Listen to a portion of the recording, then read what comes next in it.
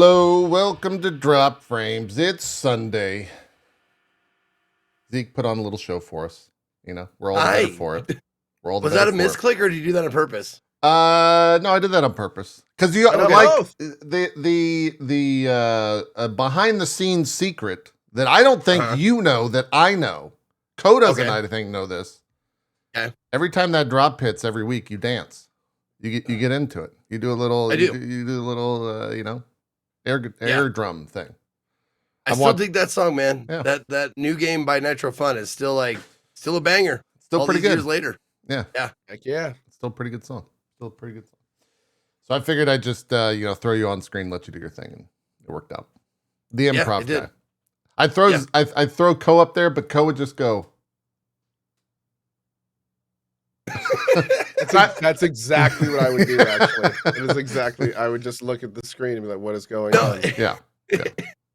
This is an old reference, but you remember that SNL where Ashley Simpson was doing her thing and then she got caught lip syncing? And she started to do that, that little dance.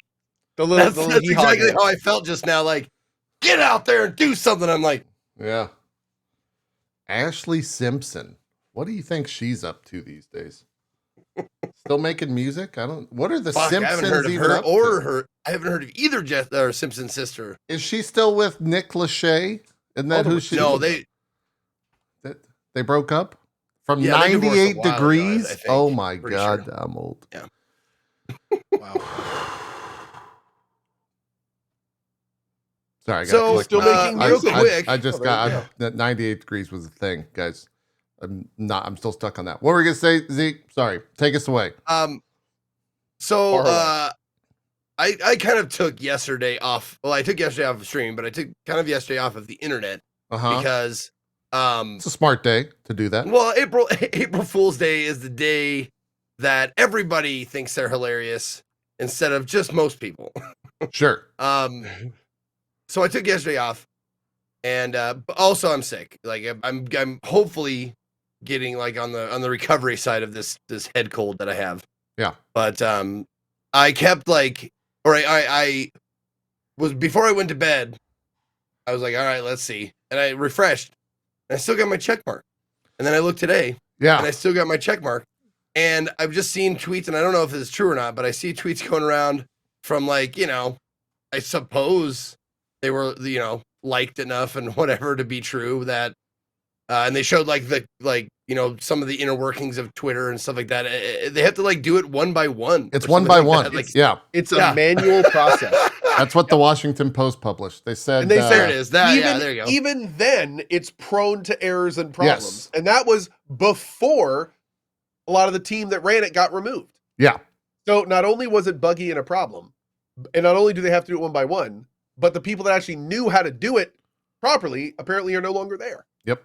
So it's just like, well, so y'all keeping your check marks for now. It's kind of strange. Yeah. The Washington Post, in their article says, removal of the verification badge is largely manual process powered by system prone to breaking, which draws on a large internal database similar to an Excel spreadsheet in which verification data is stored, according to former employees. Sometimes an employee would try to remove a badge, but the change wouldn't take, and one former employee said, prompting workers to explore workarounds. In the past, there was no way to reliably remove badges at a bulk scale, prompting workers tackling spam, for example, to have to remove check marks one by one. It was all held together by duct tape, the former employee added. Yeah.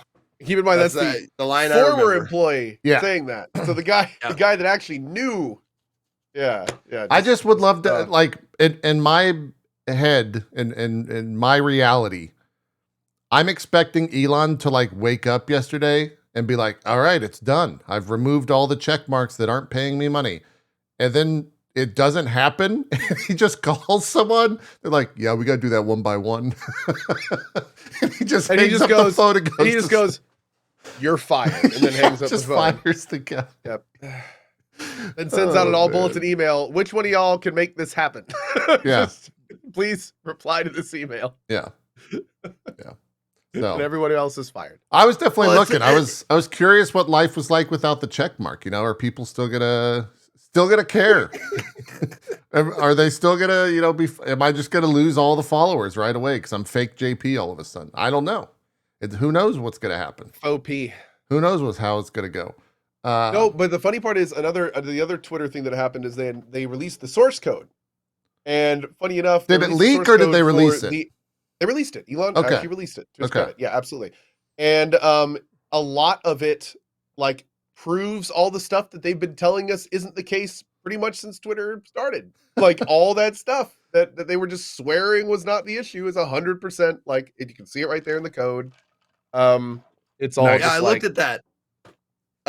So if you want to help out the visibility of tweets, they have the order, which is likes first. Yep. Likes is most important. Likes retweets second. 30. Retweets is 20, and replies are 1. Replies. Replies are, as far as visibility goes, in the Twitter algorithm or code, are the worst. I mean, the replies are good for having people that follow you see, like if you reply to something, they'll see it and then look at the thread. Sure. But as far as actual like help from the code, likes and retweets are in that order. I would have thought that, and also that retweets were bigger, but that's crazy. If people, and this is something that is already having some interesting ramifications. If people report or mute, it actually goes against the algorithm. So if people report or mute that tweet, then it will start being shown less and less and less around Twitter. So there's actually like direct ramifications to those actions in the algorithm for those tweets. Okay. Now, is it just the tweets or is it the people too? Because I was wondering if since like I probably have been blocked or muted or whatever. I think it's just the tweet. I don't know if it's the person in general. Okay. But I don't know. Also, very interesting enough, there are ramifications if the system can't tell that words are in English, and that means that if you misspell words, that it actually will reduce the reach of the tweet. Yeah. That makes sense. So like if you were to put like HET instead of THE, that would actually reduce algorithmically the reach of that tweet. Was there any information regarding links in tweets or images absolutely. in tweets? Like it was bad? Images and videos are good. Okay. Links, especially without text, and links in general are not good. But it depends, like it checks against your reach or engagement or something like that. As far as if you post a link, it checks against how big you are, basically. Yeah, they build the tweet, how well the tweet's doing. So like there's basically if the tweet is doing well enough, then like everything gets thrown out the window. If the tweet it does really well, then it's just like cool, we're just gonna put this everywhere. But in terms of like deciding before a tweet is doing really well, that's where all that stuff really plays into. Crazy. Yeah.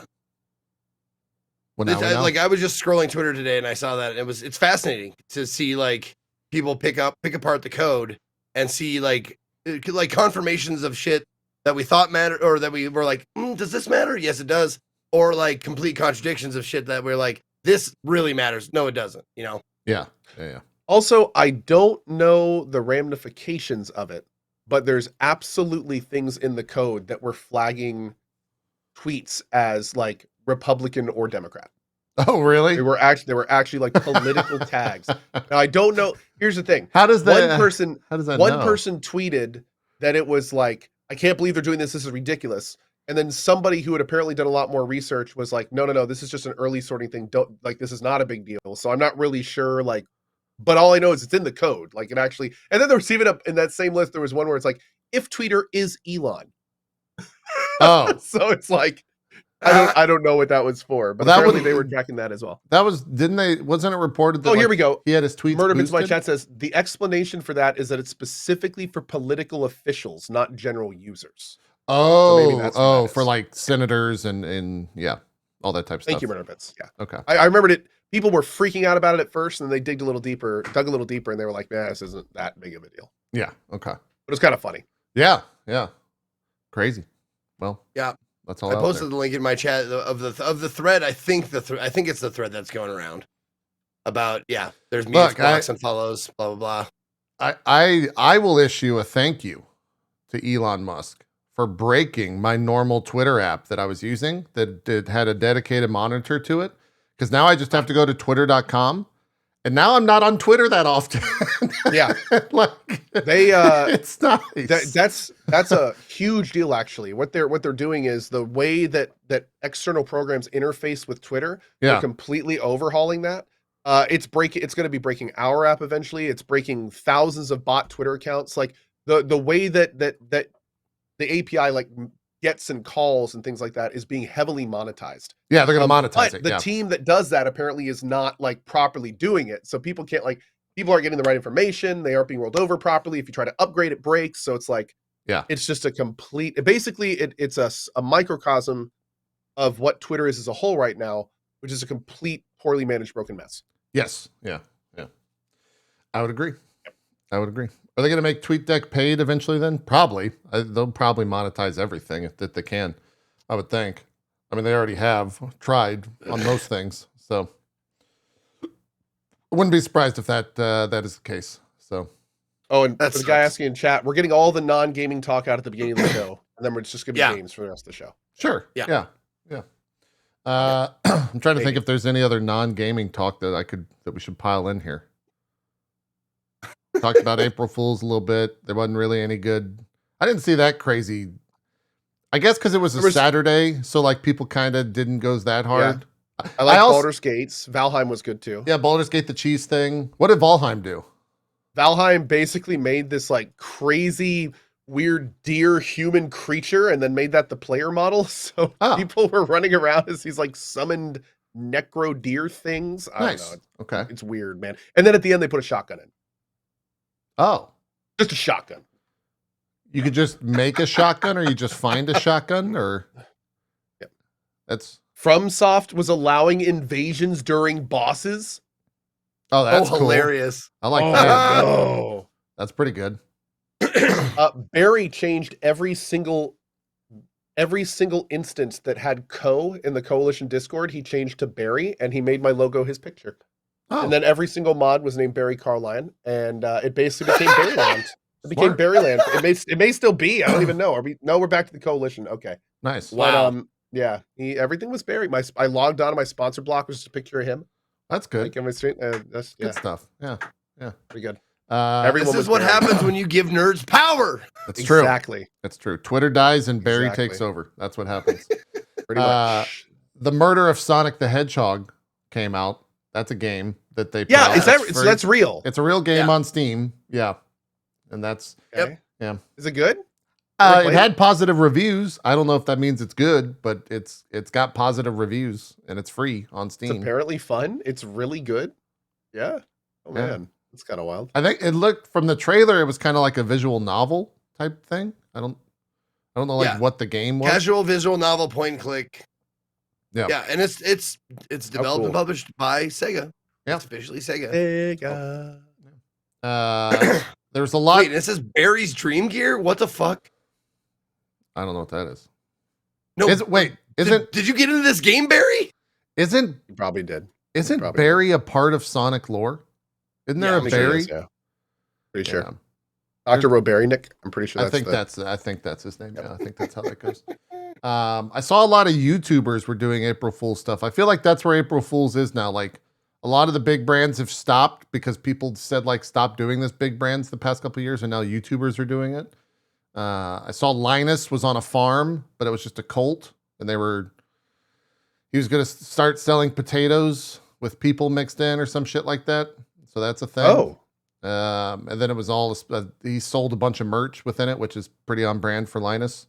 Yep. Yeah, Uncle Linus shirts are actually for sale. I think there's like a water bottle too or some shit. Of course there are. And that'll make a lot of money.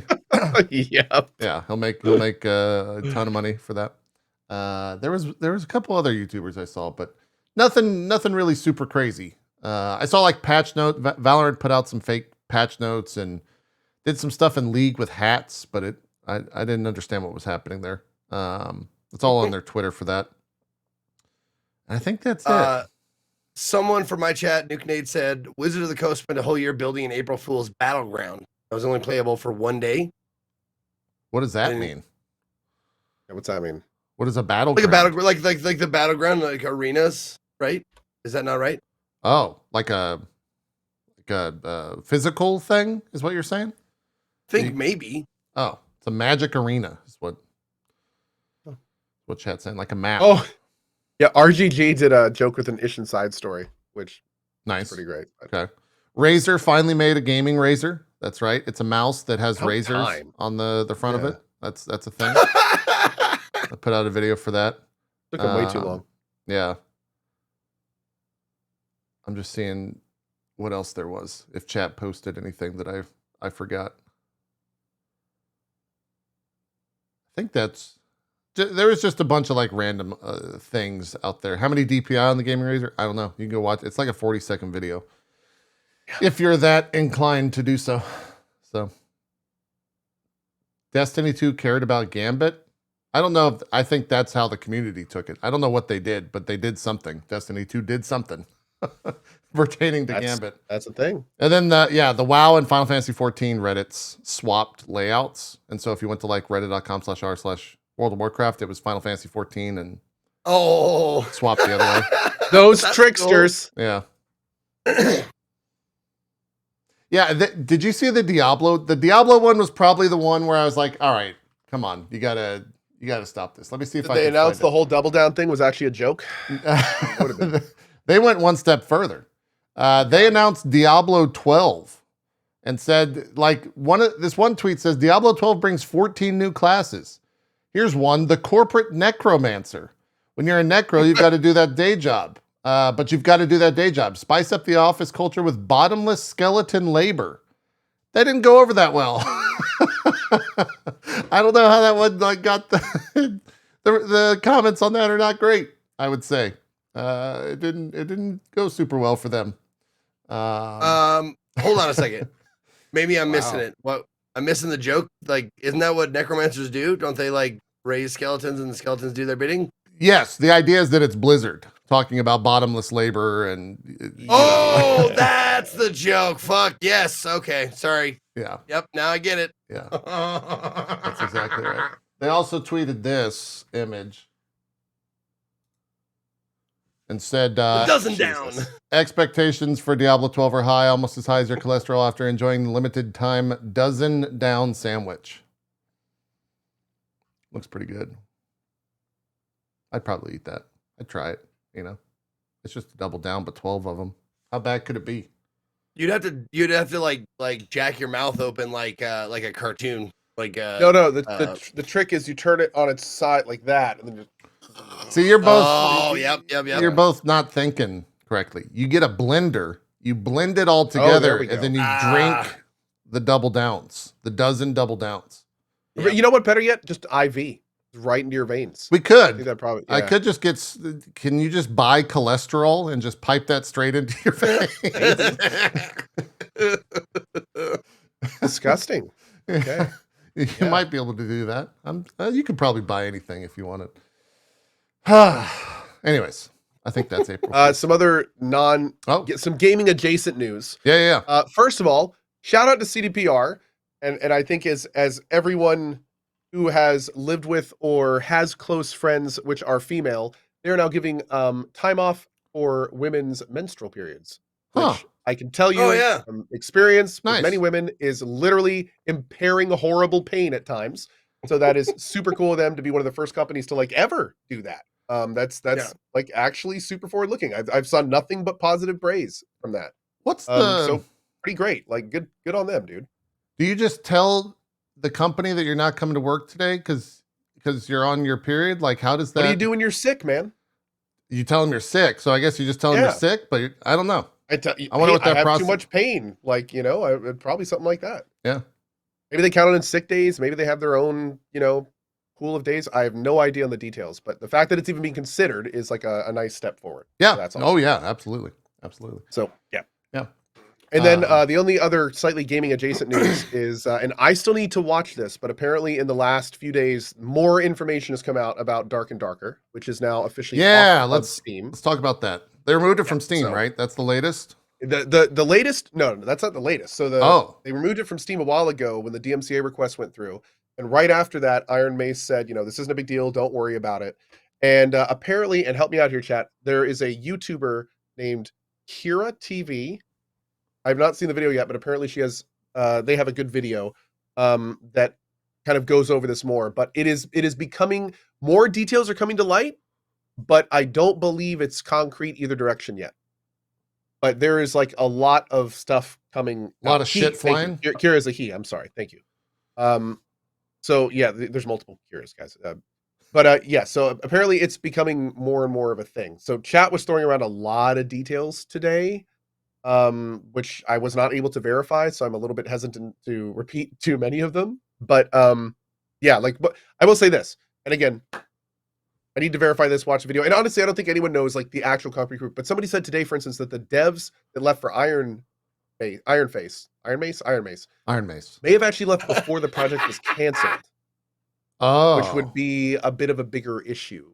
Like, and that there actually may have been stuff that went with them. So, you know, it's on that note though, apparently Iron Mace did bring receipts. They have been public with the fact that they bought all their stuff off the Unreal store. So I don't know, man. It's becoming a thing.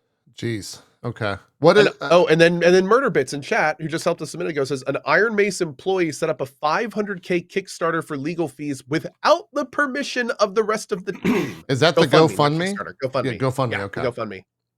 And then closed it apparently. Jesus Christ! What a mess. Yeah. So, woo. Yeah, we apparently need to watch this video. Apparently the video's good, and I'm assuming has sources. So maybe we'll have to talk about that next week when more comes to light, and we've all seen the video. Yeah, geez, that I knew it was a mess. I didn't know about the GoFundMe. I didn't know about the. Yeah. Whew. You think that game comes out? Proper mess. Think you ever play that game again, Co? Man, you know, here's what I got to say. Dark and Darker is filling a niche that is very much there, and people very much want more of. Right. So if this would be one of the first times like a game has come out, been wildly popular, and then before it was even, they haven't even charged money for it yet, and it's going to blink out of existence potentially. Right. So it's like Tarkov is not going to fill that niche, but a working, more basic RPG related extraction shooter, I would not be surprised if we had like 10 plus studios frantically working overtime trying to get one of those out right now, especially now that they don't even know if this was going to come out. Right. So yeah, it's a very wild situation. Like this is crazy. This is crazy. Oh, dude, people saying people are going to steal the idea of D&D. They already have. Back with the first time it was popular, the very first popular playtest, I guarantee you companies started making their own copies. So it's just going to be interesting to see like how quick, who's going to get theirs out first. Is it going to be decent?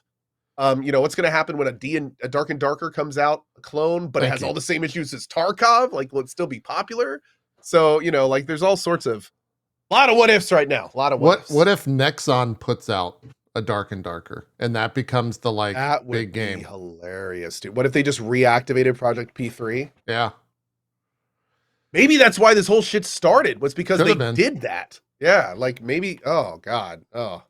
It's a mess. That would be so wild if Nexon canceled a project, destroyed the company that reinvigorated it, and then ended up releasing it. that would be like, that'd be, wow. Would not be surprised. Wow. If that was the case. Yeah. An absolute shit show. All of that for sure. And also the Nexon's definitely not getting any goodwill from any of that. Like people are undeniably pissed about there's Nexon. Going to be a probably double-digit player base that just doesn't play it out of principle. That's just like swears it off immediately, would never touch it. Probably be protesting against it. Like, I'm already seeing people saying like "fuck Nexon" to begin with because of this whole thing already. So I can, if they do release something like that, I could see it being a huge deal where people will definitely boycott it. A slight summary. Kira TV also, thank you Sparrow for this. Kira TV also mentioned that Nexon was intending to do an initiative to have more indie games like Dark and Darker games, and this problem jeopardizes that. Apparently the Korean community is siding with Nexon on this as well, which they normally don't do. Best to watch the video when you can for details. Yeah. Apparently we need to check that out. Weird. Okay. Crazy story. a lot of craziness there. Maybe not the biggest story of the month. I think that goes to E3's done. It's canceled this year, and I think the bigger story is Probably forever. Like, this was their chance to revive. Yes. This was it. This was their revival chance. So the I fact agree. that this is the only thing I could see is if it comes back not as a show and more of a private event. Like they could maybe bring it back as what E3 started as, but they're not going to bring it back to what it was. Yeah. Like, yeah. It's not going to happen. It's done so. IGN was first to report on that on Friday, I think is when that news went out. Yeah. And then I was midstream and people like someone came into my chat and went, "Well, E3's done." I was like, "What?" I mean, I was like, "What?" but not what? Yeah, it wasn't a shocking thing. Like, figured. It was confirmation of I guess what we all kind of thought was happening. And then, dude, and I just pictured like Jeff Keighley was like, I'm just picturing him like, you know, having a coffee talk to someone, like someone taps on the shoulder, Miss Keighley, what's that? Excuse me, I have to leave. I have a boner. I'll be right back. I have a sudden erection and I must go take care of it. It was probably one of those things where, like, if he was talking to somebody, or you know, those dramatic Hollywood moments where they just look at the news and they just stare off into the distance and the camera zooms in and like really nice music starts playing. And he just gets that smile on his face, like, yeah. It's all mine. It's all mine. Yeah, just looks at the camera and nods. Yeah. It's Keighley Town now, man. That's it. He is it. That's it. And I mean, honestly, with the direction he's going, more power to him. I mean, his last show was one of the best that he's done. And if that's indicative of what he's going to be doing 2 times a year, like, bring it home, man. Bring it home. God, I mean, and now, you know, we've had Keighley on the show before, and you know, he always seems like, you know, he's got his heart in the right place. He's Canadian, so you know he's polite. And that he's very sorry. God, I really hope like he doesn't, like, this isn't power corrupting, absolutely. You know, like, he has all like the gaming convention power right now. He has the award show, and he's got basically what E3 used to be. Yeah. God, man, I've seen it happen so many times where, you know, someone with really good intentions gets really, really big. And I'm just really hoping that Keighley keeps a head on his shoulders. Well, I don't think he. The good news here is that he was kind of going down the ad route with that show 2 years ago, where it was just kind of like obnoxious how much there were ads in the show, there were ads during the show, there were big ad block promotions between the stuff. Like, and a lot of people pushed back. A lot of people were like, dude, this is bad. This is not a direction we want to see this go. And then the next show was significantly better. So hopefully that was the bump. That was the moment. Back then, he learned from it. He realized, you know, he still needs to deliver what people want, or just another upstart's going to come along and take it from him. You know, you got to keep delivering quality stuff, or it doesn't matter how big you are. Well, I take that back. In the gaming industry, that doesn't make sense. But you know, it still, you know, you got to keep your fans happy, and I think that he's trying to do that, obviously. So yeah. I would hope that he doesn't fall down that hole. Yeah, doesn't look like. No, and that's just the hope. Like he like when we met him, like for that brief time that we had him on the show, he was great. He's a fantastic guy, really down to earth dude. You know, cool all the way around. Yeah. And like everything I've seen him post and stuff like that, seems like, you know, seems like a good dude. If he was like new, it was a pretty classy response to the E3 thing, by the way.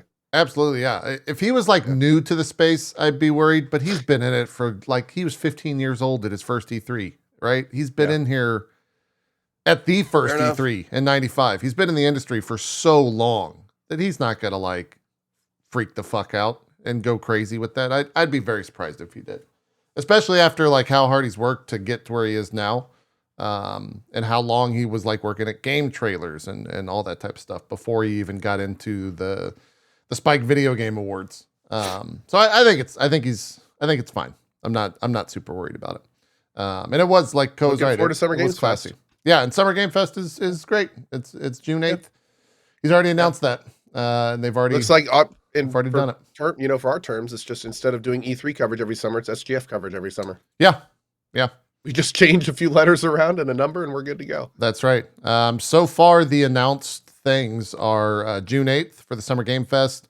The 11th is the Xbox and Starfield things. So there's 2 things that day. And then I God, think the 12th is Ubisoft. I think they've announced as well. Nothing from Sony yet. Nothing from Nintendo yet. Nothing from EA, I don't think yet. But it'll like the event of E3 is still going to occur. It's just going to be under a different banner, and it's going to be similar to what it was last year, which was fine, right? Like last year was fine. You're just going to see a bunch of digital events, and that's the way it should be, I think, in today's day and age, right? Keep it simple. Get the info out there. We don't need to make it like a Oscars or anything. Just get us the info. Get us. Where are you seeing like the dates for those? Like for the Xbox and the. They just announced it on their own things that I know off the top of my head because I've said it so many times. Okay. Yeah. I think IGN's probably got like all the dates on that, or if you go to the social media accounts for it. But okay, cool. Yeah. It was kind of cool and maybe a little nostalgic, a little bittersweet after they came out and said like E3's been canceled this year. Everyone immediately took to Twitter and was like, here are all of my memories of E3 because this thing's fucking dead.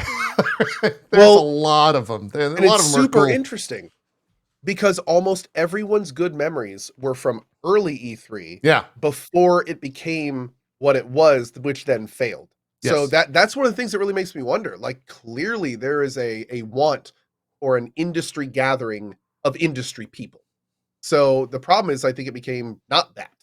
Which makes me think they could bring it back as that, because possibly every old timer in the industry was posting their E3 memories, pretty much. It was wild. I think there's a want for that within the industry for sure, right? GDC just happened, and it's kind of turning into that. Though the majority of tweets I saw about GDC this year were about people's drinks being spiked. That was like all over GDC this year, and apparently a bunch of people did have their drink spiked, and it was a bad time.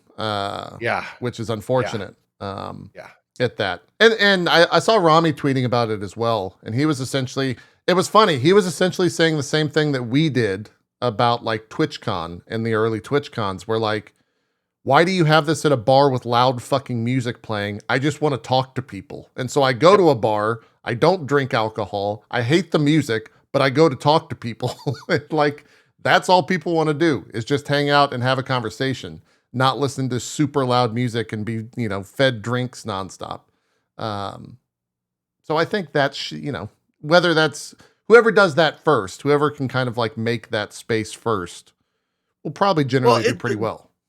It's so funny because it feels like the promoters of these parties are like out of touch with like so far out of touch. It's like, we want it to be like fucking spring break, like, MTV spring break house. Like, we want it to be like everybody's banging, everybody's like, boom, boom, boom, boom, everybody's drinking and looking at the camera like, oh, yeah. But most people are just like, what?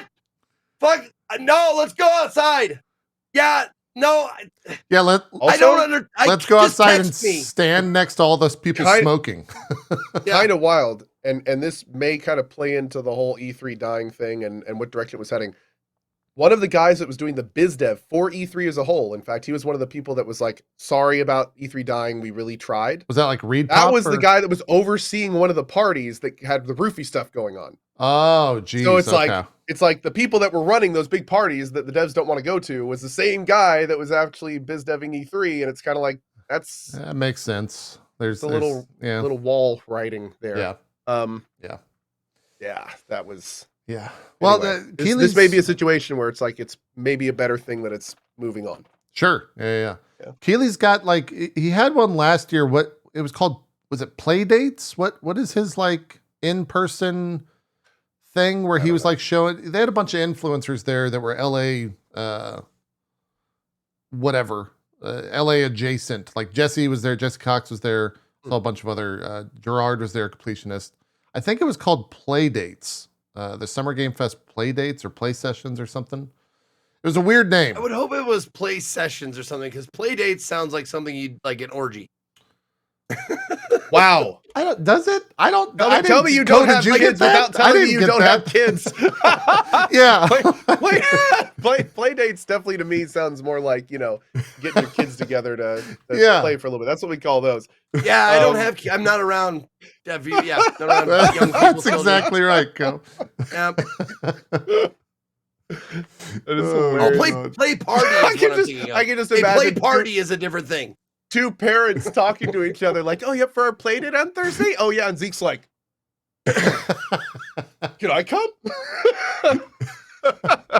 Oh, God. Jesus.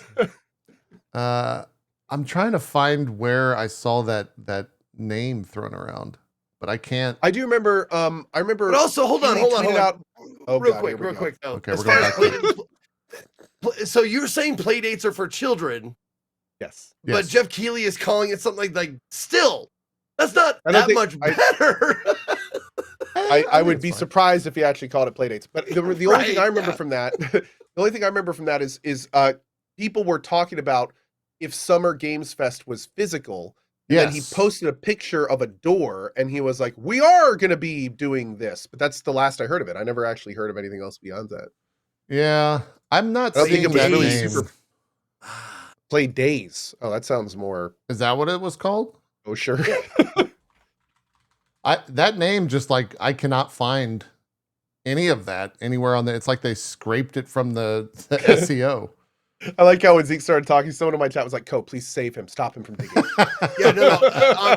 From Jeff Keighley's account, welcome to Summer Game Fest Play Days, our new in-person extension of SGF. There you go. Play Days. Yep. Okay. One word or 2 word? 2 words. 2 words. Both capital. Play Days. Play Days. Okay. Mm-hmm. Yeah. So Jesse went to that? Did he talk about it at all? Yeah. Cool? Yeah. I think like there was a bunch of people there. Twitch had a stream there. Like I remember Bruce Green was streaming from that. Hey, I think he just had a baby, didn't he? Is the same Bruce? I think so. Maybe. Anyway. Yeah, sure. Yeah. It sounds like he could. Congrats to him. Sounds like that's the same guy. There are, that's where Street Fighter 6 was first playable. That's why I remember it, because like Maximilian Dude was there. Oh, yeah, that's a huge deal. Yeah, they had some big publishers. Capcom was there. Cool, man. They had all of the bigger publishers for sure. So it sounds like that's going to be more of that for, once again, like LA adjacent people. Cool. I don't know if it's the type of thing where people are going to drive. I don't think people are going to fly in from across the world to get to yet. But yeah, we will see. A sad thing though to see E3 definitely no longer exist. But it was past its time, right? Like it hasn't. We've been joking about what do we call it now for what 2 years? Yeah. Because like not E3. It's not. I think last year we actually called it not E3. That was like our official. Yep. That's what we refer to it as. Now it's earned its place. Now it's SGF. Like now E3 it's SGF. Is now gone. It's not E3 anymore. It's just SGF. Which I'm still. That's gonna be tough for me. Weird. I think you guys were already on board calling it SGF. I have not stopped calling it E3 at all. So yeah, E3 week, E3 season, whatever it is. I'll work on it. I'll work on it. Well, E3 rhymes. It's fun to say. Like it's easy. It just rolls off. It's simple. Yeah. It's not even like SNL, because SNL kind of bleeds in, like the letters bleed into each other. SNL. Yeah. Like SGF. You got to change your entire mouth to say SGF. It's a lot. It's a mouthful. Yeah. The G really messes with things. The Jeff Keighley really messes with things. See, now it just needs to be, let's see. Jeff's Gaming Grandstand. Right there. Boom. What? Jeff's Gaming Grandstand. G3. I'm down. G3.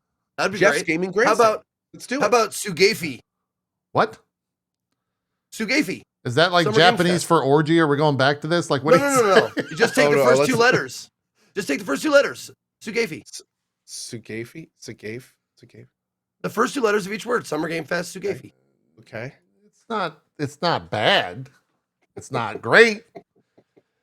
But we're spitballing here. We're not like, hey, I thought you said there were no bad ideas. There's not. I didn't say it was bad. I just said it's not great. Wow. There's difference. Wow. Yeah. Yes, and Thank you. There you go. Oh man. What else has been going on in the news? Hey, that Last of Us PC port came out, and apparently it's bad. It apparently elicited a public apology from Naughty Dog. I haven't read it yet, but apparently they were like, I saw a tweet like Naughty Dog apologizes for PC version of Last of Us. Maybe I'm alone in this. They definitely rushed that out because the 100%. Show is ending, right? And those devs got absolutely fucked over by pushing that out as fast as they did. Well, so apparently they weren't great at doing things anyway. Yeah. So yeah, I think it was by a company called Iron Galaxy, and I remember seeing numerous people being like, "Cool, we'll add this to the list of stuff that sucks from them." So wait, Iron Galaxy was in charge of that? I didn't know that. I want to say, was it Iron Galaxy? We had the CEO of Iron Galaxy on the show. I want to make sure that was right. Was it Iron Galaxy? They hired the wrong port team. No, they were not. Is what I'm seeing. Are you seeing the same? Oh no, not. They did a little bit of work on it. Iron Galaxy helped, but Naughty Dog led this. Well, anyway, regardless of who made it, the point is, it was the third time they've released it as a full price product. Yes. There is absolutely nothing forcing it to be out right now. And the fact, and most of the issues are obviously apparent the second you start up the product. So it's like, all that equals is that there's absolutely no excuse for anyone involved that game should have been released in the state that it was. Like it's the same thing that just happened with Outer Worlds. Like Outer Worlds just released their big, and I hate saying this because I love Obsidian, but Outer Worlds private division, their publisher, just released the big Outer Worlds thing. Like they had no reason for it to be rushed. There was no reason to do it, but it released with huge fundamental problems. It was messed up. It tanked it on Steam, and it's just like, what are you guys doing? It's insane. It's crazy. Yeah. Mr. Whiskey Richard from my chat just posted something I thought it was hilarious. Quote unquote, Naughty Dog takes a break from counting money to offer hollow apology. You're not wrong. Yeah. You're not wrong. That tickled me. But it kind of sucks because I mean, Last of Us had already been seen as pretty great. And then they did the remaster and everyone was, a little bit okay, but it's Last of Us, that's fine. Then the TV show came out and it's like they had all this good stuff going for them. And then they do this. And it's just like, why? that's from the PC port, why would you just ruin right all of your goodwill with like why? It's You're not. It's crazy, man. That looks like, you know what that reminds me of? Man. It reminds me of like when you let your little nieces come over and make you up, like, we're gonna make you up today, and like put like mascara all over your eyebrows. Dude, I didn't see a lot of these like, what the hell, man? This shit is just like some of these like visual errors are just crazy. Dude. Oh my god. Christ. How does this even like look at Elle or Ellie and that's just terrible. That's really bad. It's the love her eyebrows, man. Good Lord. And I'm not even like what's even crazier, that's worse than the original. Yeah. And they're charging you the third time at full price for it. Yeah. That's insane. That's rough. Insane. I was trying to find video footage of it, but if you just Google Last of Us PC port, that's what comes up. I can't. There's a bunch of like YouTube. I don't want to pull up random YouTuber footage without knowing who they are, and I can't find anything about it. But yeah, it is not great. It is not a great port. So even do not buy it. If it was a beautiful, well-made, optimized port, you could still ride them a little bit for releasing the same game 3 times. But it's 100%. With this on top of all that, it's mind-blowing. It's 100%. 100%. And the other thing too, think about all the games that they have released on PC. For them to like get it wrong and fuck up, this might be the biggest release. Coupled with the fact that the show had the Last of Us IP at like an all-time high in terms of relevancy, they just mess it up. They just completely screw it up. So I want to make sure I get this right. So where is the blame? for this? Like, are people generally saying it's I think Naughty Naughty Dog's fault, Dog. or the same- Yeah. Is it Naughty Dog? So That's what Iron I've Galaxy seen. guys, that was not Yeah, a big deal. when you said Iron Galaxy, that was the first time I had heard Because blame for them. when all the news first came out, that's what I was seeing on Twitter. People were like being like, "Yo, it's the port guys screwed up. Like they messed up another game recently. Like this is just another line." So it was not them. Yeah. I chat saying it's Naughty Dog. I'm also seeing everyone, but yeah, Dave Lang. So Dave Lang, who we had on this show, you've interviewed and spoken with him. He's the COO or CEO of Iron Galaxy Co. Yeah. He said that he had very little involvement, according to someone in chat. I don't know where he said that at. Oh, but, okay. Yeah. So maybe that was like Naughty Dog fans trying to come up with a Maybe scapegoat kind of thing. Maybe, Okay. yeah. That's good to know. Yeah. All right then. It was on Jeff Gerstmann's podcast. Okay, that's where him and Jeff and Dave are good friends. So that makes sense. Got it. Ultra Audio. The true villains are the people who pre-ordered it. Get them. Got him. Oh wow. Okay, yeah. And Stay says Iron Galaxy actually distanced themselves pretty quickly. Okay. Thank you, chat. Yeah, I got sucked into the Twitter sphere with that, and apparently that was inaccurate. I appreciate it. Yeah. I sent you something in Discord, JP. Just watch 2 seconds of it and see if you want to show people because it's fucking hilarious. Let's see. Sorry, I have to like swap PCs and do a bunch of. Oh, you do? Oh shit! I'm sorry. I didn't mean to make it a big deal. Yeah. And Yeah. real quick, Bucker in chat is absolutely right. At the end of the day, even if Iron Galaxy was 100% the cause of the port being bad, Naughty Dog still let it go live. They still released it. That's exactly right. Yeah. Buck stops there. Yeah. Absolutely, 100%. Look at this 100%. footage. What in God's name is Taking that? live footage of their monitor. What is that? Holy shit. Now, obviously it's on That TikTok. looks like blah, blah, blah. Dead Space. I don't know if it's real or not. No, that has to be real. That's when they're in Colorado, right? I'm like pretty that's sure at this the is the school. part of the game when she became the necromorph and attacked Joel shortly afterward. Holy shit. That is cursed as hell.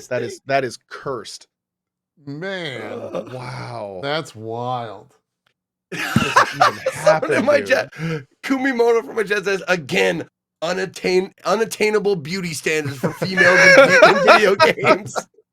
Oh my god. That's worse than like the fucking Wow. Okay. All right. Don't buy The Last of Us PC. We could do a 30-second segment on gamers are dicks. Uh-oh. Yeah. What happened now? Okay. Resident Evil 4 remake. Uh-huh. Pretty great. Everyone kind of likes it. Yeah. Right? Sure. Yep. People were so rabidly against the performance of Ada Wong that they basically have chased her off social media. Wait, the actual actress. Absolutely. So it is horrific. I thought she was great. Was I it a thought new was actress? awesome. Like what was the change? It was just her interpretation of Ada Wong. Apparently they were just completely shitty to her. And she has like removed most of her Instagram stuff, and like it is just so super stupid. unfortunate, especially because I thought it was pretty good. I liked Ada in Resident Evil 4 remake. When I read that, I was like, are we talking about the same character? Yeah. But yeah, so in today's, moral of the story, don't be shitty to people. Yeah, that's Thanks. good. Just Good rule to live by. Yeah. don't be shitty to people. If you don't like something, just don't be Move shitty on. about it. Just move on. It's pretty.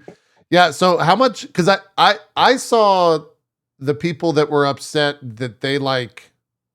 I don't even know what the. Oh, the panty stuff. Did you? They see like that? they like changed a bunch of things in the game to where like you can't just Did you constantly see look the up. Steam review? Yeah, that was what I retweeted, and people were just like, man. "I can't see her underwear. This game's dog shit." I can't see her underwear at this part when this happens, when she's going up the ladder in this location or this location, when she falls after being hit by this, when this guy picks her up. Like this guy literally listed like 11 plus different places where you can view her panties and was like, none of these are in the remake. This is garbage. Yeah. The upsetting No, part it's of not. that. This is not an April Fool's joke. This happened a week ago. Yeah, I can this is a while ago, show yeah. you I can show it to you. I can show you the Steam review if you really want to. Yeah. Zeke, what were you gonna say while I pull this up? I was just gonna say, like, okay, it doesn't deserve to be like, pushed into the, that kind of stratosphere of like outrage or whatever. But I will say, like, it was obvious they put that into the original game, and it was funny more than anything else. Like, and they took it out. I understand probably why they took it out, but that was kind of like, some of the charm of like some of these classic games that we love. Like, I just got done playing a lot of Metal Gear Solid, and there is a ton of adolescent, boy fantasy shit like in those games. So like getting like really super duper upset about it is, obviously, don't do that. But, it was kind of like, oh, for me, like, that's kind of like some of the charm of those games is that they like sneak that shit in and you're like, Wait. that doesn't even need to be in the game. By But Ezekiel the Third. Yeah, this was Zeke's post. No, Man. I got cut That's off weird. my byline on that. That's What? so strange that Zeke was the one that wrote this. Oh, yeah. I was gonna make fun of all the. I retweeted this and I got a lot of comments saying like, but they changed the game. But then Zeke just said what he said, so I don't have to. He became It's funny. Like they took Zeke. like that. That shit was hilarious to me. Like it was completely unnecessary in the original. This beloved game that you all fucking loved. That was a part of it, and it was like I found enjoyment in laughing at how like gratuitous sometimes it was. Sure. And how like in the game there are mechanics to deal with you being a pervert. Right. Like shit happens when you do perverted shit in the game, right? Characters react. Yeah. So they knew what they were doing, and it's funny. Yeah.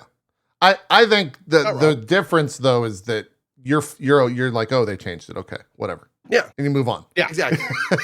You didn't go on Twitter and like chase the voice actress off of social media accounts. Well, yeah. I'm more defending myself now than the because I wouldn't even have brought it up if this shit like this fucking thing wasn't in the Twitter sphere. It's not the fact that they removed. It's not the fact that they removed the stuff. It was the response to it.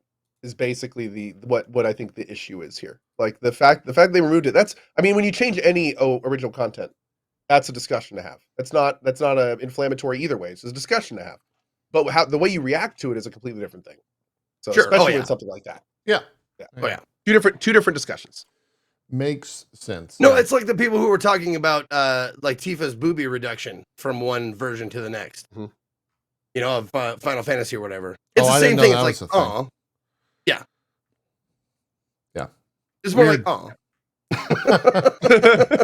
like, yeah, weird. I didn't know that was a thing as well. What else? Did you guys watch? I know the answer, but I have to preface this. Did y'all watch the Zelda video Nope. that showed stuff for Tears of the Kingdom? That's about what I expected. Yeah, hey, they're making a second one of those and not changing a thing about the first. Durability still exists. Is it as bad as the first? That I don't know. So they had like how long is this video? I could just play parts of this video, I assume.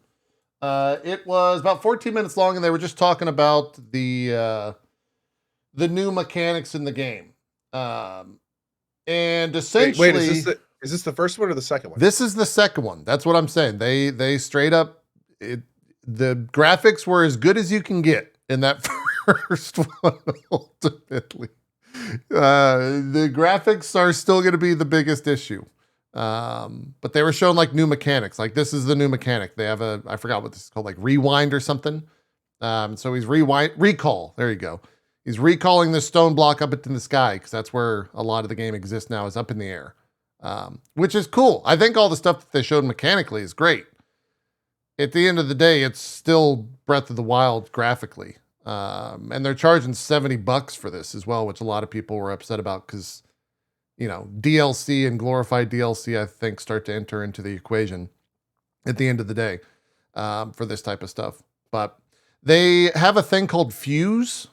And so you can get a stick, and if your stick is badly damaged, i.e. the durability, if there's a rock on the ground, you can fuse the rock to the stick and make a makeshift hammer, and then the durability is restored, essentially. So that's like the big deal. This game is the idea of fusing. And it's also how they made, if you saw that first trailer, there was like a tank or like a car type deal. The player made that by fusing a bunch of things together. It wasn't like it was just a car that existed in the world. Like the player made that. And then it works. And then it works. Yeah. Vehicle? Yeah. Here, I'll show you the footage they use. Cause it's honestly pretty fucking cool. That part to me sounds probably the most interesting about this. Yeah. So like right here, he lands on this thing and he realizes that he can use that as like an engine for a boat. And so he's going to fuse that to these other 3 logs that he fused over there on the left in the water and use it as a boat. And that's fucking cool. People were calling this a Ratchet and Clank game, right? Well, they're calling it Nuts and Bolts. Yeah, if you play Nuts and Bolts, there you go. For 360, whatever that was, it was essentially this in a different way. But yeah, he made himself a boat, and now he's going to go sail across the river. It's a kind of crazy way to problem solve in that game.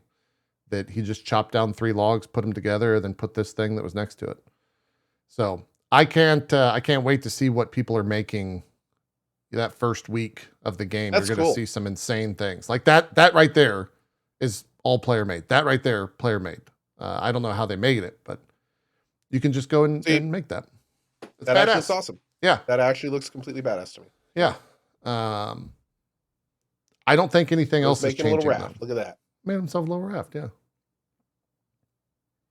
And then you can control that. Yeah, so I think he's going to lift up because those things are propelling air down. And then there was this. This was the third thing that they showed, which I don't know, like, you could just go through anything. If you go into a cave, you can use that ability and it puts you on top of the cave, like through the mountain. It's called Ascend.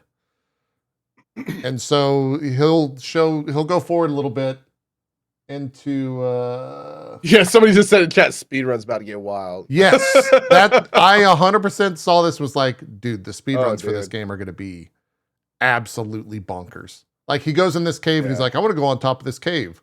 So he walks in here and just goes through the entirety of the ground and appears up top, which sure, why not? I don't know why this is a thing in the game, but it's cool that it is. Because now he's on top of that thing. Wow. Okay. Can you get stuck in there like a I don't. I would like a D&D like stone to whatever spell, and you just like maybe. Yeah, I don't. I wonder if it like doesn't let you go through or let the animation probably doesn't play. Yeah. Probably does all the calculations before you actually do the spell. Yeah. Whatever it is. Yeah. So. It was about a 14-minute. They didn't mention a single thing about the story. No, it was only these. They kind of focused on these 3 things and a little bit about the durability. It's interesting because I see those things and I'm like, yeah, those are all kind of cool, but at the same time, I'm like, I wonder if any of those are going to make me enjoy the parts of the game I didn't really like the first one for. Yeah. Which was the durability, or was there other parts durability, of the game kind of somewhat empty open world. Just like the story was really lackluster. Just like I wasn't engaged when I was playing the game. Like it didn't engage me. And I wonder if they're gonna like try to, make it more interesting for maybe the world's smaller and full of more stuff. Maybe the story is actually kind of more off the beaten path for a Zelda game in this one. Yeah. But I don't know. But you can build, right? And I bet you can fish. I don't know if you could fish. Could you fish in the first one? It's honestly been. I was just assuming you could fish. I'm sorry. Yeah, I don't know if you can, to be honest. It's been so long since I played that first one. Somebody in chat said durability in the first game was just fine. I'm thrilled you feel that way. Unfortunately, let's not start this convo chatter. Not every single person thinks the exact same way you do, and I'm sorry if I'm the first to tell you. Hold on, that. What's that person's name? We need to invite them into the conversation 5 years ago. Absolutely, yeah. Let's get them involved. I'm thrilled you feel that way, though. I really am. I'm thrilled. Yeah. I'm excited for this to come out, only for that conversation to come back up again and see where we're at as a show, as a gaming community, as just a hobby. Let's see where we're at with durability in 2023. Let's see how that goes. And maybe the fusing system is their answer to the durability thing. Maybe makes it easier. Maybe you can fuse like almost everything, so it's kind of like you'll always have stuff in your inventory to fuse. So it's like you never run out of durability. Like we'll see. Yeah. Just took out a leaf. What the hell is he doing? So you can fuse things to your arrows, and the arrows will do stuff. So like this, he freezes some jelly, and it freezes that creature. Cool. They did this with some other things here in just a second as well. But the fusing seems to be like a pretty big part of it. Yeah, it seems like a big part of it. Yeah. You touched on it when we first saw the footage of this. For me, the issue at the very beginning of this whole video is like, God, this looks so dated. Like it just looks like it's a 480p game. Like it doesn't look great. And it looks really low FPS. So that'll be the biggest hurdle for me, is that this is coming out in 2023 and they haven't even like talked about new hardware. Well, will it look better on the OLED? Probably. It'll look better, but it's the same performance, right? Yeah, I know. Yeah. At the end of this video, speaking of the new OLED, they sell you this. If you want to buy a new Switch OLED, you can get the Zelda version for, what is it, $350 or something like that? Yeah. I think there's a Pro controller as well. Yeah. And just for my personal info, there's nothing different between the OLED model and the normal model except the screen on the unit. Yeah, no performance differences. None of any kind. It's just the screen is an OLED version. Yeah. And that's it. They usually will use a game like this for like a cross-generational release, but with nothing. Like no sense of new hardware. And I guess why would you put new hardware when the Switch is still selling month after month just an absolute amount of units? Yeah, still selling really well. I had a cousin who's like not really gaming focused at all. She messaged me 2 days ago, was like, "Hey, I just bought a Switch. What game should I get?" And I was like, "Why the fuck did you buy a Switch?" She was like, "I don't know. I wanted to play some games, so I got a Switch." And then I saw this game called Hades looked really cool, and I was like, "Fair, okay, play some Hades." Yeah. You're gonna have a good time with that. It's not a bad one, and it's still doing well. It's still like the go-to game for non-gamers, I guess, as well as gamers. A lot of people love this. Well, I only say that in relationship to my cousin, who's not a gamer. She's a non-gamer. I like that, though. I like that. Yeah. I mean, the cheapest Steam Deck now is $400, $399. Yeah. How much is a Switch? Just like a new Switch? 300 is for the base model, and the OLED's 350. Okay. Yeah. Yeah. Okay. I definitely would have said like, put up another 100 and get a Steam Deck. Somebody said JP is unfair to the limitations of the Switch. No, I think the whole point is what he's saying is there's limitations to the Switch. That's the point. He's not being unfair to it. That's the point. The point is that they're not putting out a system that this is the limitation to the Switch. This is the limitation. And the fact that Nintendo is constantly leaning into the limitation instead of doing something about it is a completely valid complaint. I have the same one. Yeah. I think most games look like garbage on this thing. One of the last game I played was Xenoblade Chronicles. There's no question that game would have been a better game on another system. But it got hamstrung because it was on the Switch only. Yeah. And that is Nintendo's fault. And that is a totally valid thing to be concerned about. Yeah. Absolutely. So recently I saw videos of Xenoblades running on emulators. Oh my God, it's like a different game. It's incredible. Dude, it's a different game. I watched Bike Man stream that, and I was pissed. I was so pissed that I stopped playing the fucking game.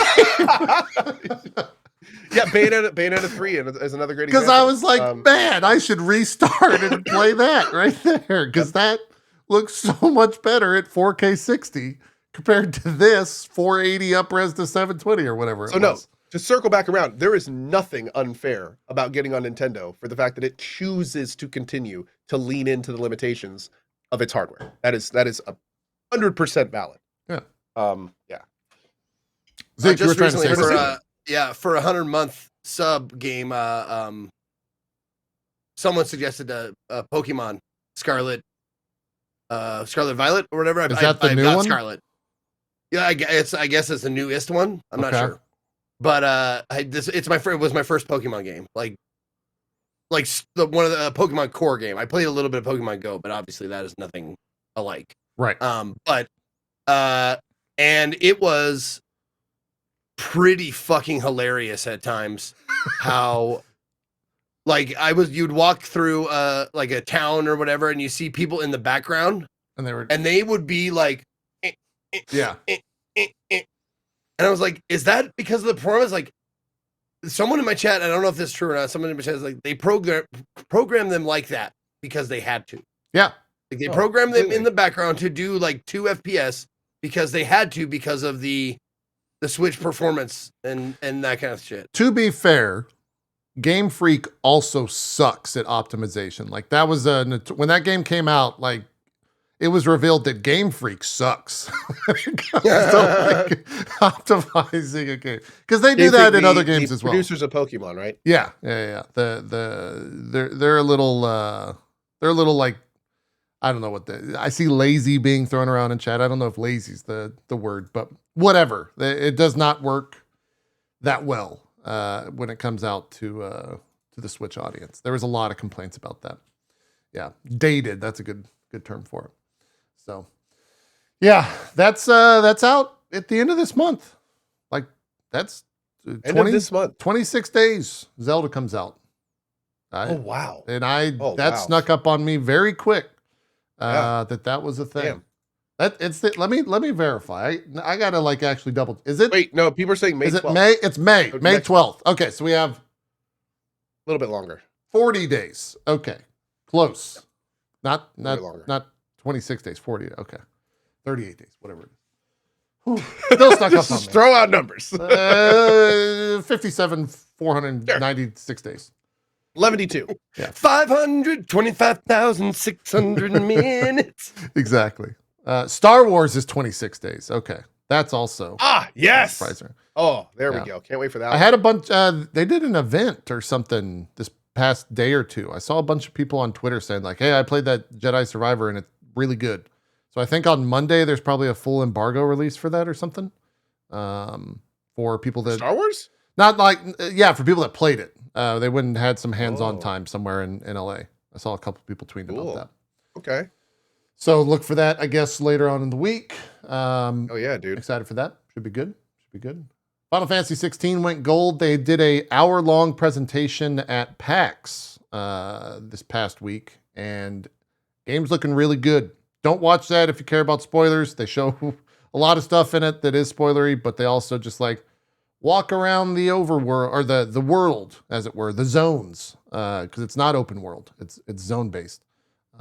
They showed a bunch of like merchants, and you can buy gear and all that type of stuff. Looks good.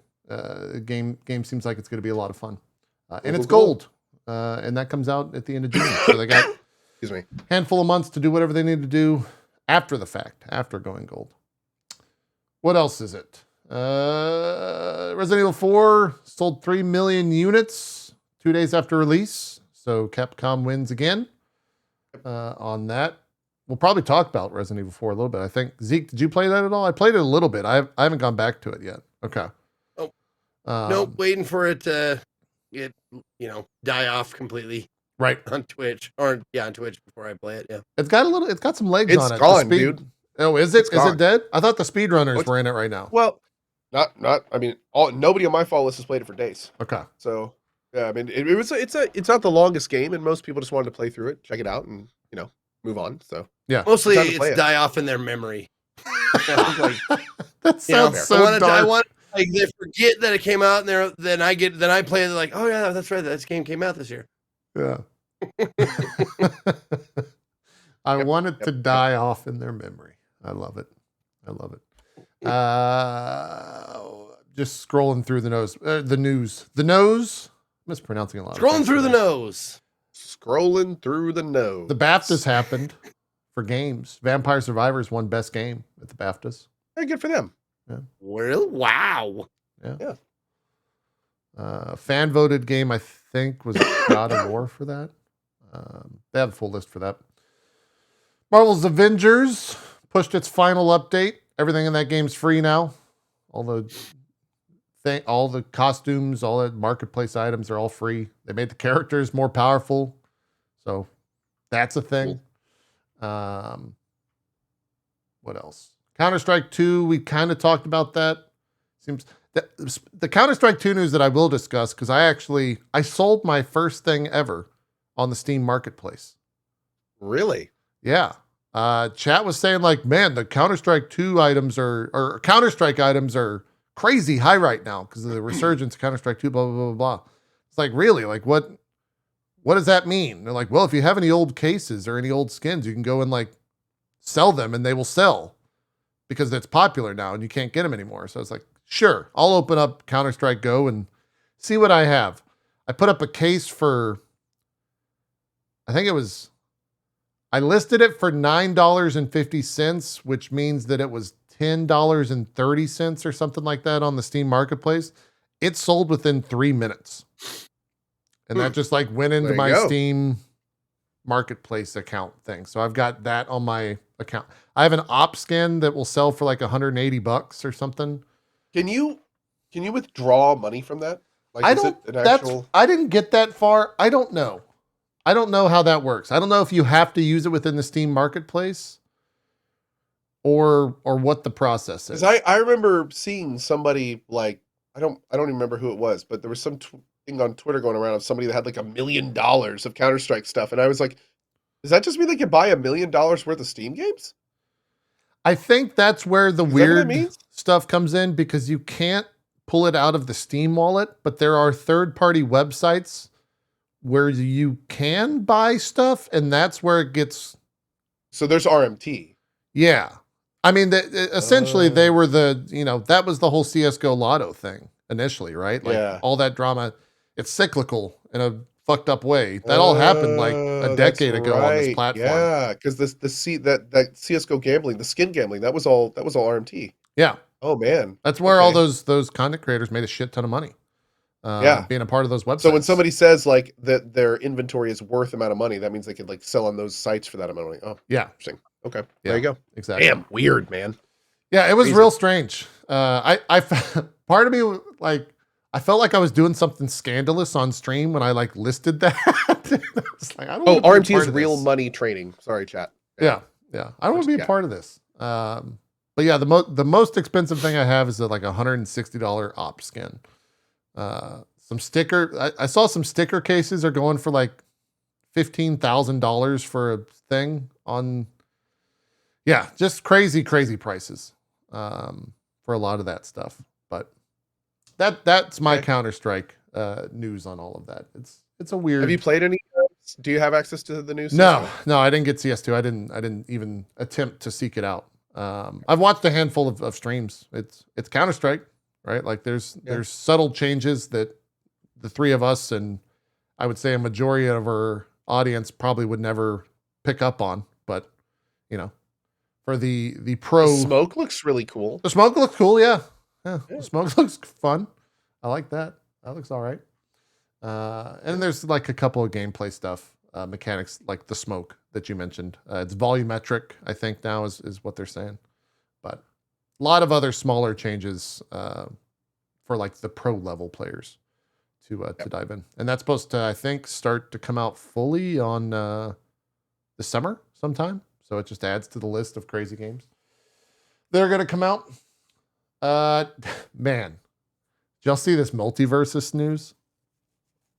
Oh, yeah. I think I heard about this. Multiversus was the Warner Brothers fighting game that was like Smash Bros, right? Oh, right. Came out, did a ton of sponsored streams on Twitch, had a full marketplace that you could go and buy skins for. They released a bunch of characters for it. And about a week ago, they put out a video and said, hey guys, open beta is now over. We're taking the game offline and we'll be back in early 2024. 2024. Like, I was a beta. I had no idea. The only thing you can do if you have it downloaded is go into the offline training mode, I think, and then do some offline training. But yeah, a weird thing. That game had it had a crazy launch. Tons of people were playing it. Most of it was brought in by the amount of IP in that game. And then I think a month ago, there was 200 people playing it on Steam. No one was playing it. So they took it offline from the quote open beta, which I had no idea. I thought that game was fully released. I think a lot of people did as well. And it is now going offline. So a weird state of games without a doubt. Diablo released a bunch of stats about the game. From the Diablo 4 beta, I should say, the open beta. 61 million hours played. The biggest, most relevant stat, I guess, here, because a lot of them are just for fun, was that the beta wolf packs earned, which means you had to have gotten level 20 or higher within the beta to have earned a beta wolf pack, was 2.6 million people. So 2.6 million people played for at least 5-ish hours or more for that beta. Release day is going to be so great for those servers. Yeah. That's crazy. That number is bananas. Get ready for just nonsense on.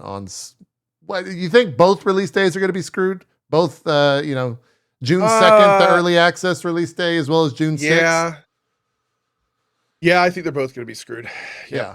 Well, I guess Street Fighter 6 comes out the same day, so we can just play that in the meantime. That's a nice thing. I like that. Yeah.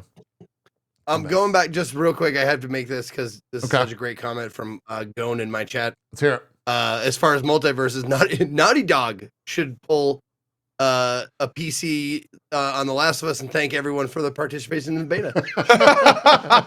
Yes, they should. Absolutely. Thank you for the participating in the beta Last of Us test. We'll be releasing it in late 2024. I agree. By chance, did either of you play Crime Boss, Rockay City? No. It was on my list. Yeah. Zeke, I feel like you should play that game, Zeke. I'm going to. Okay.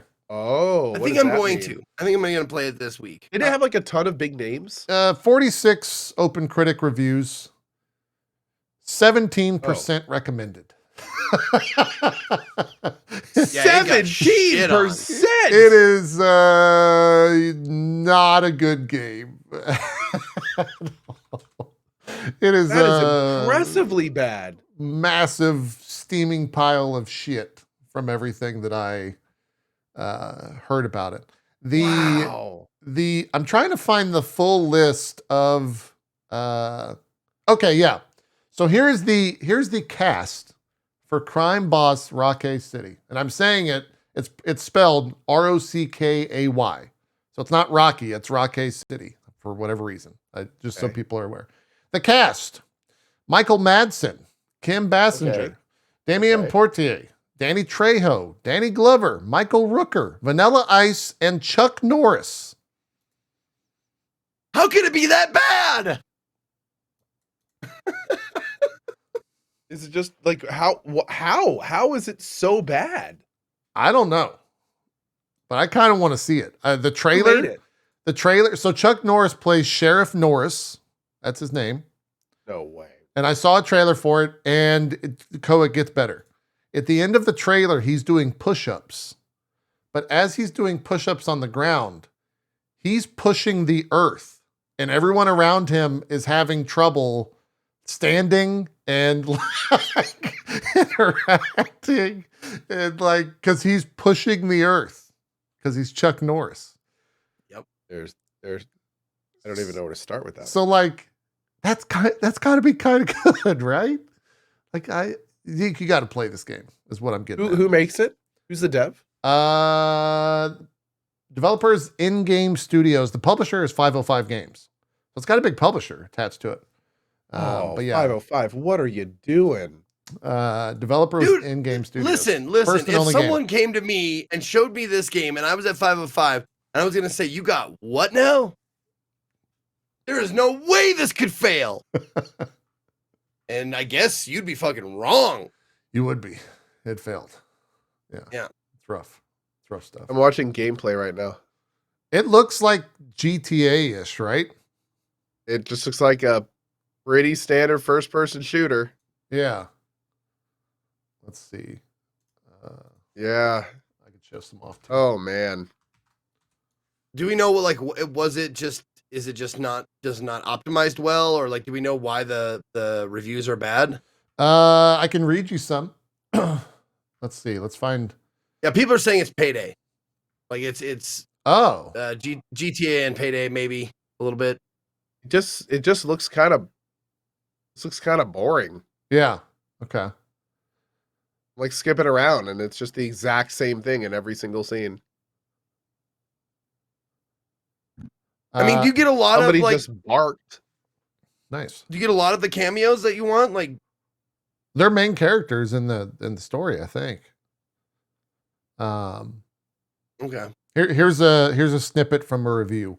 Shaq News writes, if the idea of playing a shooter crammed on top of a modern edition of Drug Wars, full of pseudo-ironic stunt casting and roguelike gimmicks, sounds like a good time, boy, do I have a game for you. The only game for you, really.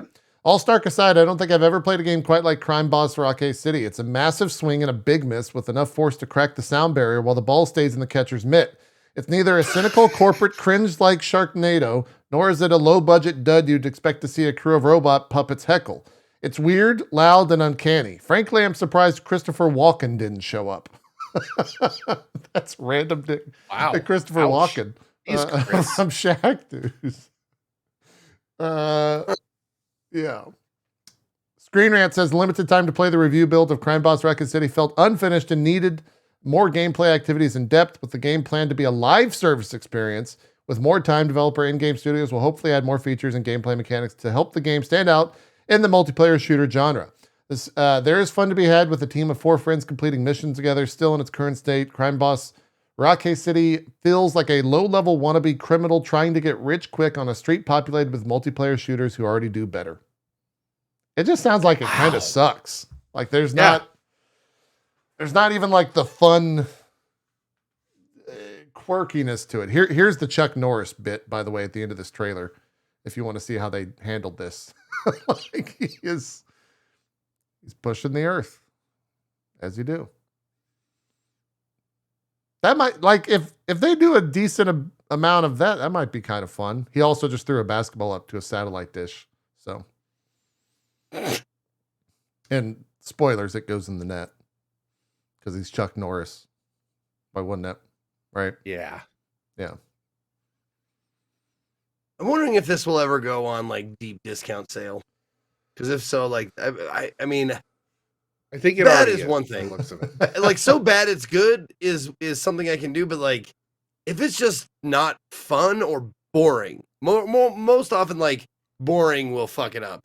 Yeah. Yeah. It might. That's the thing. Everything I'm looking at just says it's boring. That's the problem. It says it's boring, especially that like basically all the gameplay is boring.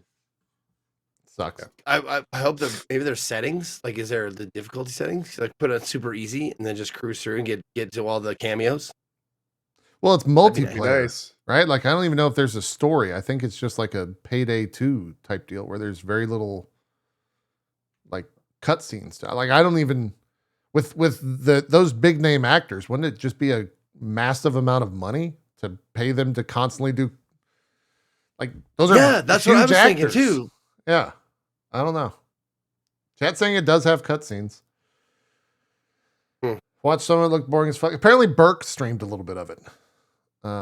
If you want to see some footage of it on Twitch, you can go look up the Burke Black VOD. So what else? Code, did you watch any of that Path of Exile Crucible trailer? I did. Yeah? What'd you think? Are you... I'm sponsored to play it. I was going to play it either way. It's just full... disclosure.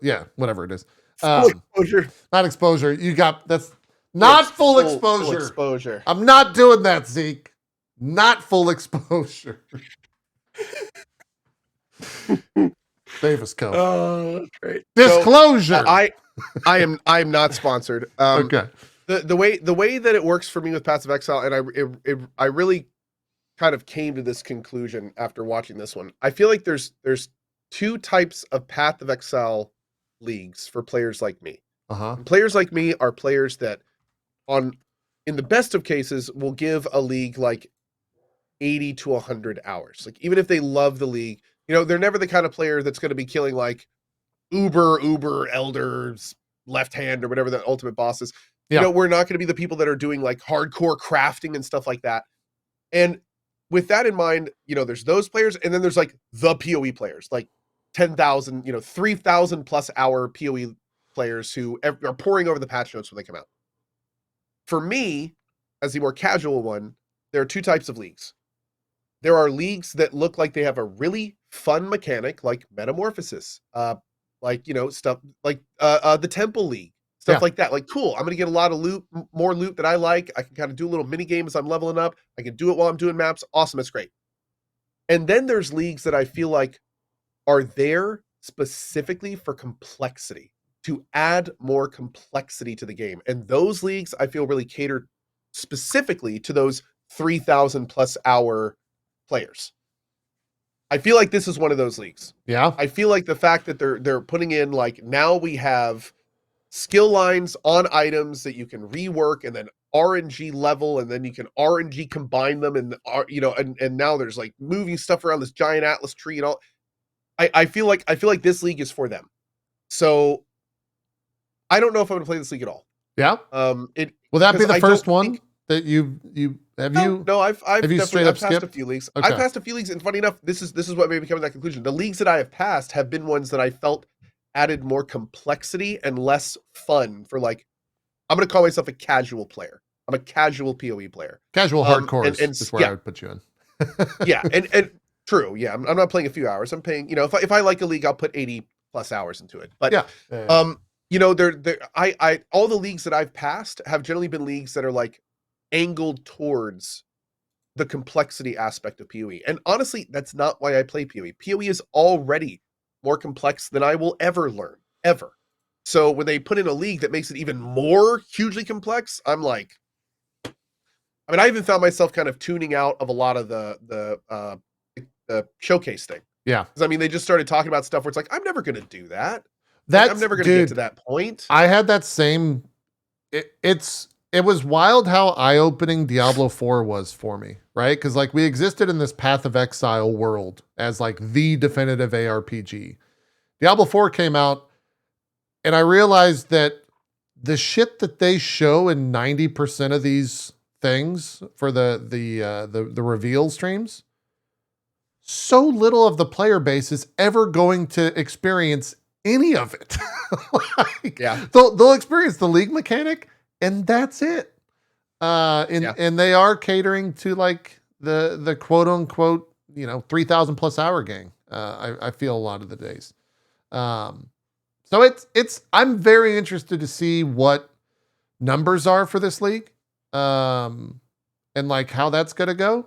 If it's gonna be like a giant spike and then just a massive fall off because people are like in this ARPG craze or what? I don't know. Can I just say this guy perfectly embodies what I feel like the hardcore PoE community is seen upon. The first thing he just said in my channel was, "Oh, it's too hard for you." Wah. It's like that. I feel like that perfectly embodies the hardcore PoE community whenever they hear someone like me going, "This is just too much." Like, "Oh, is it too much for you? You want a round of applause? You want me to play your character for you?" Look, casuals. All you gotta, the response to that is go look at the numbers, man. Like Diablo 4 had fucking 2.6 million people playing that game because it's approachable. That's the whole thing. That's how that goes.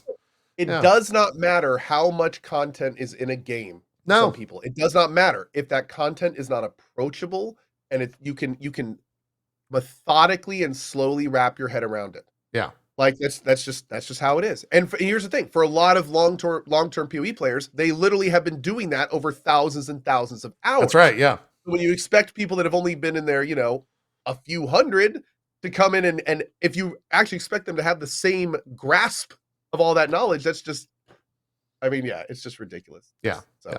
There are two completely different games serving two different audiences, I feel. Yeah, exactly. It's interesting because PoE has put itself in the traditional MMO problem, where it's like, how do you cater to the people that only want to play it for a little bit and who want to literally no life it? And that's where PoE is. And they have leaned heavily into the no lifing it. Like they are rewarding and encouraging people to play each season hundreds and hundreds of hours. And that's cool. That's a decision. Like they would probably be wildly more popular otherwise, but they've leaned into that and that's their prerogative and more power to them. Yeah. At the same time, they're going to have people like me who are like, dude, it's a little too much. And they're probably like, yeah, we know. This isn't for you. And I think like that's fine. It's a bigger discussion too when it comes down to like how the games are structured. Because in PoE's world, it's free to play. So they want to keep the player around for long. So they create for longer. So they go and buy MTX or buy, whatever, stash tabs, etc.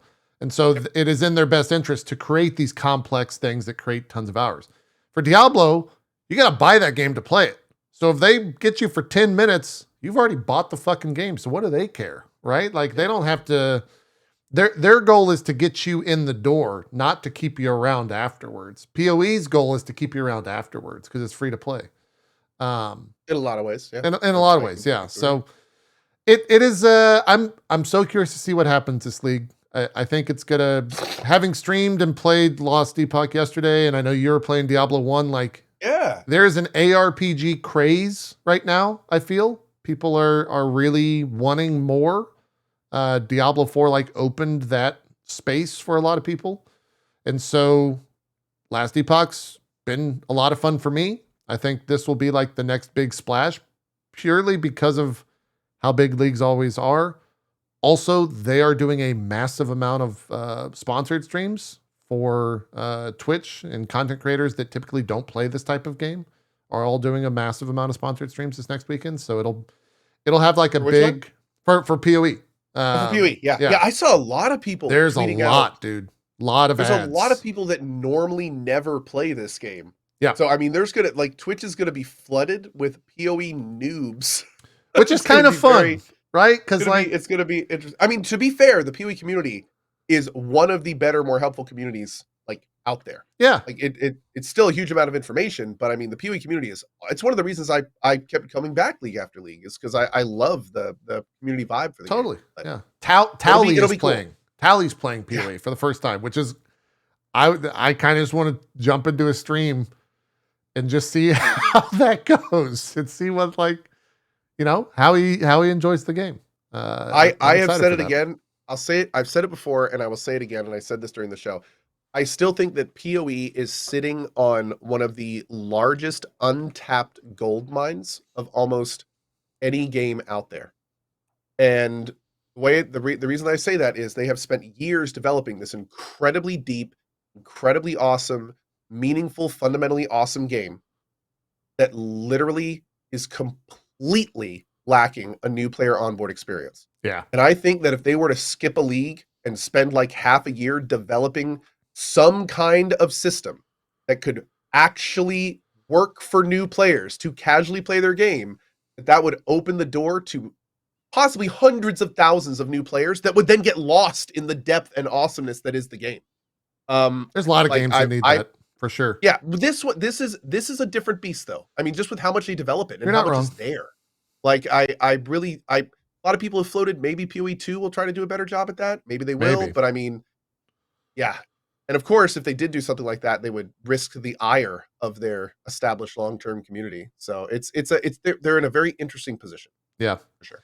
The drama around this whole, because there's always drama within the PoE. They're always pissed about something. Oh man, some of Ziz's tweets were kind of surprising. Yeah, so they didn't. In this trailer, there was no mention of anything nerf, anything negative, no like change. The patch notes came out. They nerfed almost everything, and they nerfed a lot of things in this game. And the community didn't really like the like bait and switch that occurred from like the marketing pushing new league and pushing more, etc. And then the patch notes coming out, and they're like changing how leveling's going to be slower because of some changes that they made. a lot of And their builds new- are just their new- changed. Their new contest is going to be in Ruthless, Yeah, that was another big yeah. change. Yeah, is the like which is their super duper hard mode for those that aren't. Ruthless is like crazy difficult hard mode. Yeah, and they announced that Exile Con will be their like esport, as it were, will be Ruthless Hardcore, which it's one of those things where it's like, can someone even do that type deal with what they're like trying to get people to accomplish? It's very slow. It's not exciting to watch compared to like normal PoE. It's a completely different beast in a lot of ways. So we'll see. We'll see how all that goes. Zeke, I know you've been wanting to jump in. When I first look at the screen, not this particular one, but it was backed off a little bit. I was like, it didn't even register. I thought it was like a galaxy background. I was like, oh, cool. They got like, the stars and constellations and stuff. Oh. Yeah.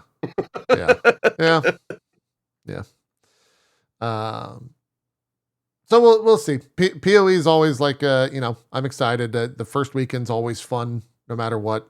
I have a great time. And I still may play. Yeah. I have a great time jumping in and playing, kill a bunch of mobs. Part of a larger conversation, and I guess if there's, I don't know, is there any more news before we kind of just jump into games? I'm trying to think if there's been anything else. I definitely told my chat today that it was like all going to be games today, and then like, well, we haven't had like a normal show to talk about any of the news and games. Yeah. I think that's it. Is there any more news, chat? Chat, anything you want us to talk about? Yeah.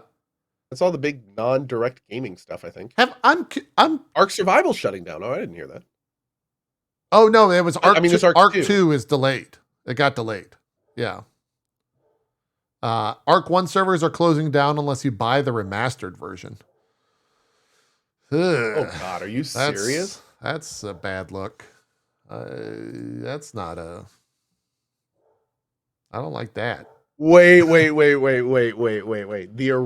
the game that people paid for, they're not going to be able to pay unless they basically buy the same game on UE5 for $50. April Fools? Man. Maybe. That sucks. Oh. Does that sound like what's happening? Like does that sound like Elon Musk? A little bit.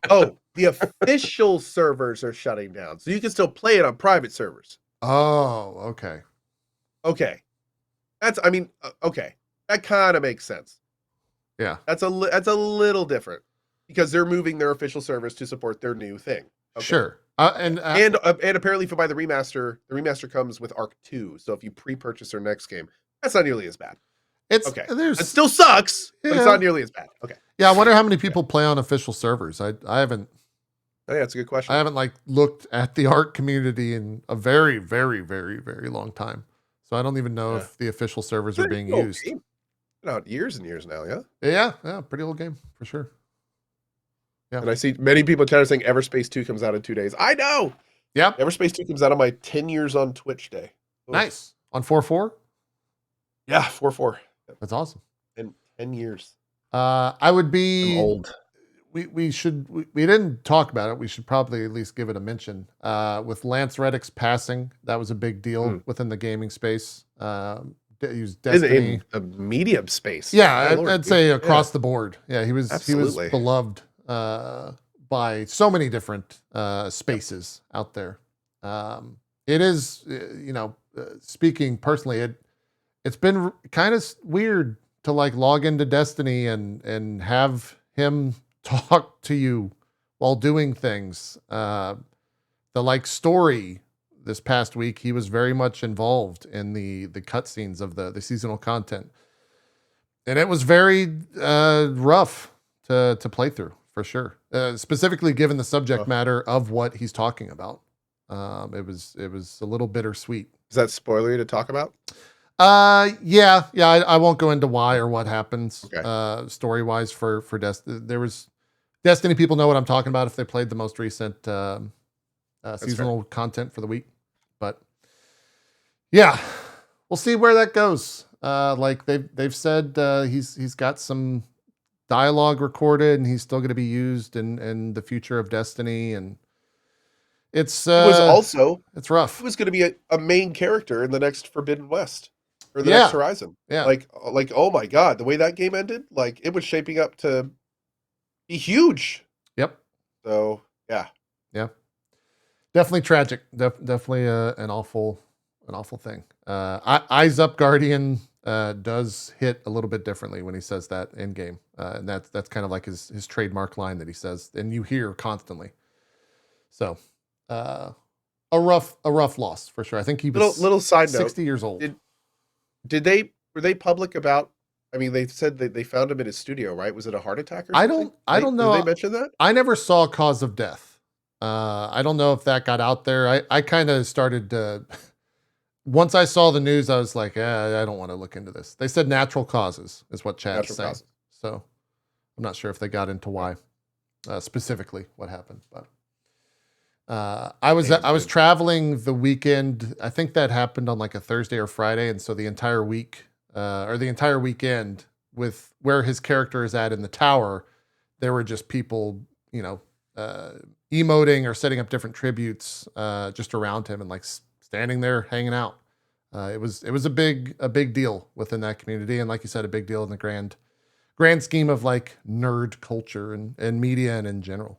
They had like, I think wasn't the John Wick 4 big release like that week or the week after that? Yeah, dude. It's wild. And, oh my lord, man. They had like told this amazing story where like Keanu came in on his birthday or something just to give him a note about how much he loved having him in the movie and how well he portrayed the character. And it's just on his birthday.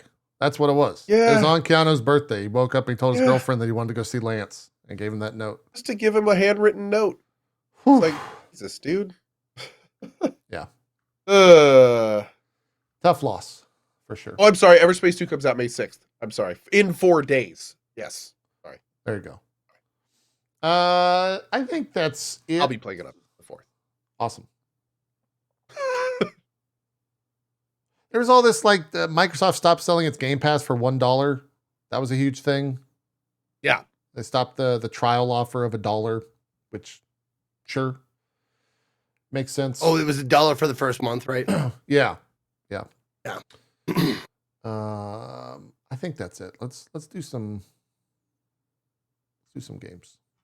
Cool. I'm just scrolling and I'm starting to get into like EA's laying off people, mobile game scams, cryptocurrency. Okay, I'm good. Close the news. Let's talk about it. Let's get to video games. Let's talk video games quick. Where we lost JP in the rabbit hole. Fuck. Guess it's me and you, Cal. Where should we begin? Zeke, let's start with you. What's the game you want to discuss? What have you been playing? Where you been in the world of video games? Let's see. And this could be anywhere. I mean, it's been 2-ish, maybe 3 weeks at this point. Since it's been a minute. Discussed some stuff. I played and finished. I guess the one I probably played the most of since we've talked about video games is Contraband Police.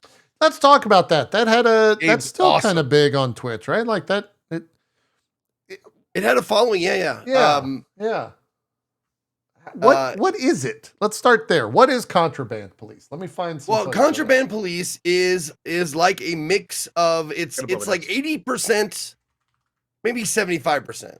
We'll say 75% Papers, Please. But like the 25% is of other stuff you can do in the game. It's a little bit of GTA, a little bit of FPS, a little bit of like first person shooter sometimes. Okay. There's like shit to do in the game that's outside of it. Like Papers, Please is you're in a booth and you're checking papers, right? And that's like the whole like gist of the game. This one you're a border guard, right? And it's all fake, by the way. This is all like, I want to say like Eastern European, made up country, made up language. It sounds like an amalgamation of a lot of different languages, but it's all made up. So the names, the flags, everything, nothing is actually a part of the real world. There's very many similarities, and it sounds like people are like saying, now it sounds Polish, now it sounds Russian, now it sounds this, now it sounds that. But it's not an actual language or any actual places. So it's like Aristotska or whatever the fucking place was. But you're a border guard and you're in first person, and what you have to do is you just like a border guard would, they hand you their papers, their passport and all that stuff, and you check it against like certain stuff, and it gets more and more difficult as the game goes on. Sorry, but I like how you just climbed to the car and like pushed him the fuck out at the front. Oh yeah, no. I'm a border guard and I get respect. You're just crawling like, if around. I get in your car, you get out. You can ask them to get out though. Oh, okay. You can ask them politely to get out if you want, but if you get in the passenger side, they will get out. Got it. Okay. He's sorry. So the point of the game is pretty much like Papers, Please, is you make sure that you don't let anybody in that has anything like, against the checklist. So you see right there's name, expiration date, cargo list, vehicle type, registration number, all that kind of shit. So you go down the checklist and you make sure they have all this stuff. It gets really fast after a while, but they start you out pretty easily. They give you only a few things to check, and then they add things to check as the game goes on. But you start it starts becoming like second nature. Like you grab the thing and you're like 3 things right away just by glancing at the person and glancing at the passport. Like immediately you will either notice or go, okay, that's fine. You're clear.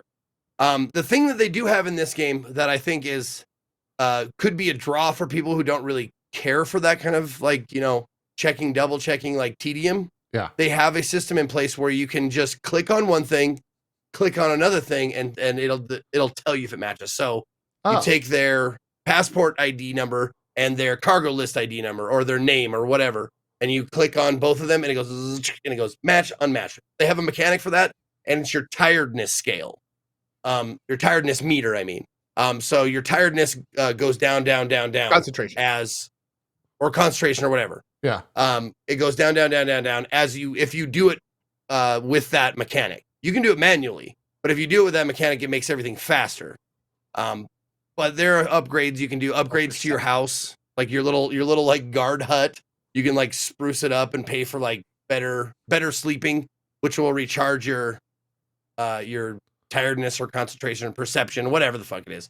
Whatever, you know what I'm talking about. Yeah. But it will recharge it faster, more fully if you upgrade your house, and you basically get a better night's sleep or whatever. But it's called Contraband Police a lot because every new chapter you get notices on the board saying, look out for someone who's age 30, someone from this country, someone who has 2 flat tires. Like you get start off with like 2 of them. And then you look for those, like has a red car. So you're like, all right, every red car, you're going to check and see if they have drugs or cigarettes or booze or guns or anything like that. And they have this kind of neat mechanic where you have a blacklight flashlight or a UV flashlight. Yeah. And if you scan over something that has like they're smuggling drugs in, like a fender or a tire or whatever, a little glowing dragon symbol. A sneaky snake. Yeah, a sneaky snake symbol will appear on the fender or the tire or whatever. And it's really satisfying when you find that because like you got your suspicions. Like, okay, you look at the ID. Oh, he's 30. Okay, that means I'm going to check for contraband. Now they can fool you. It doesn't have to be.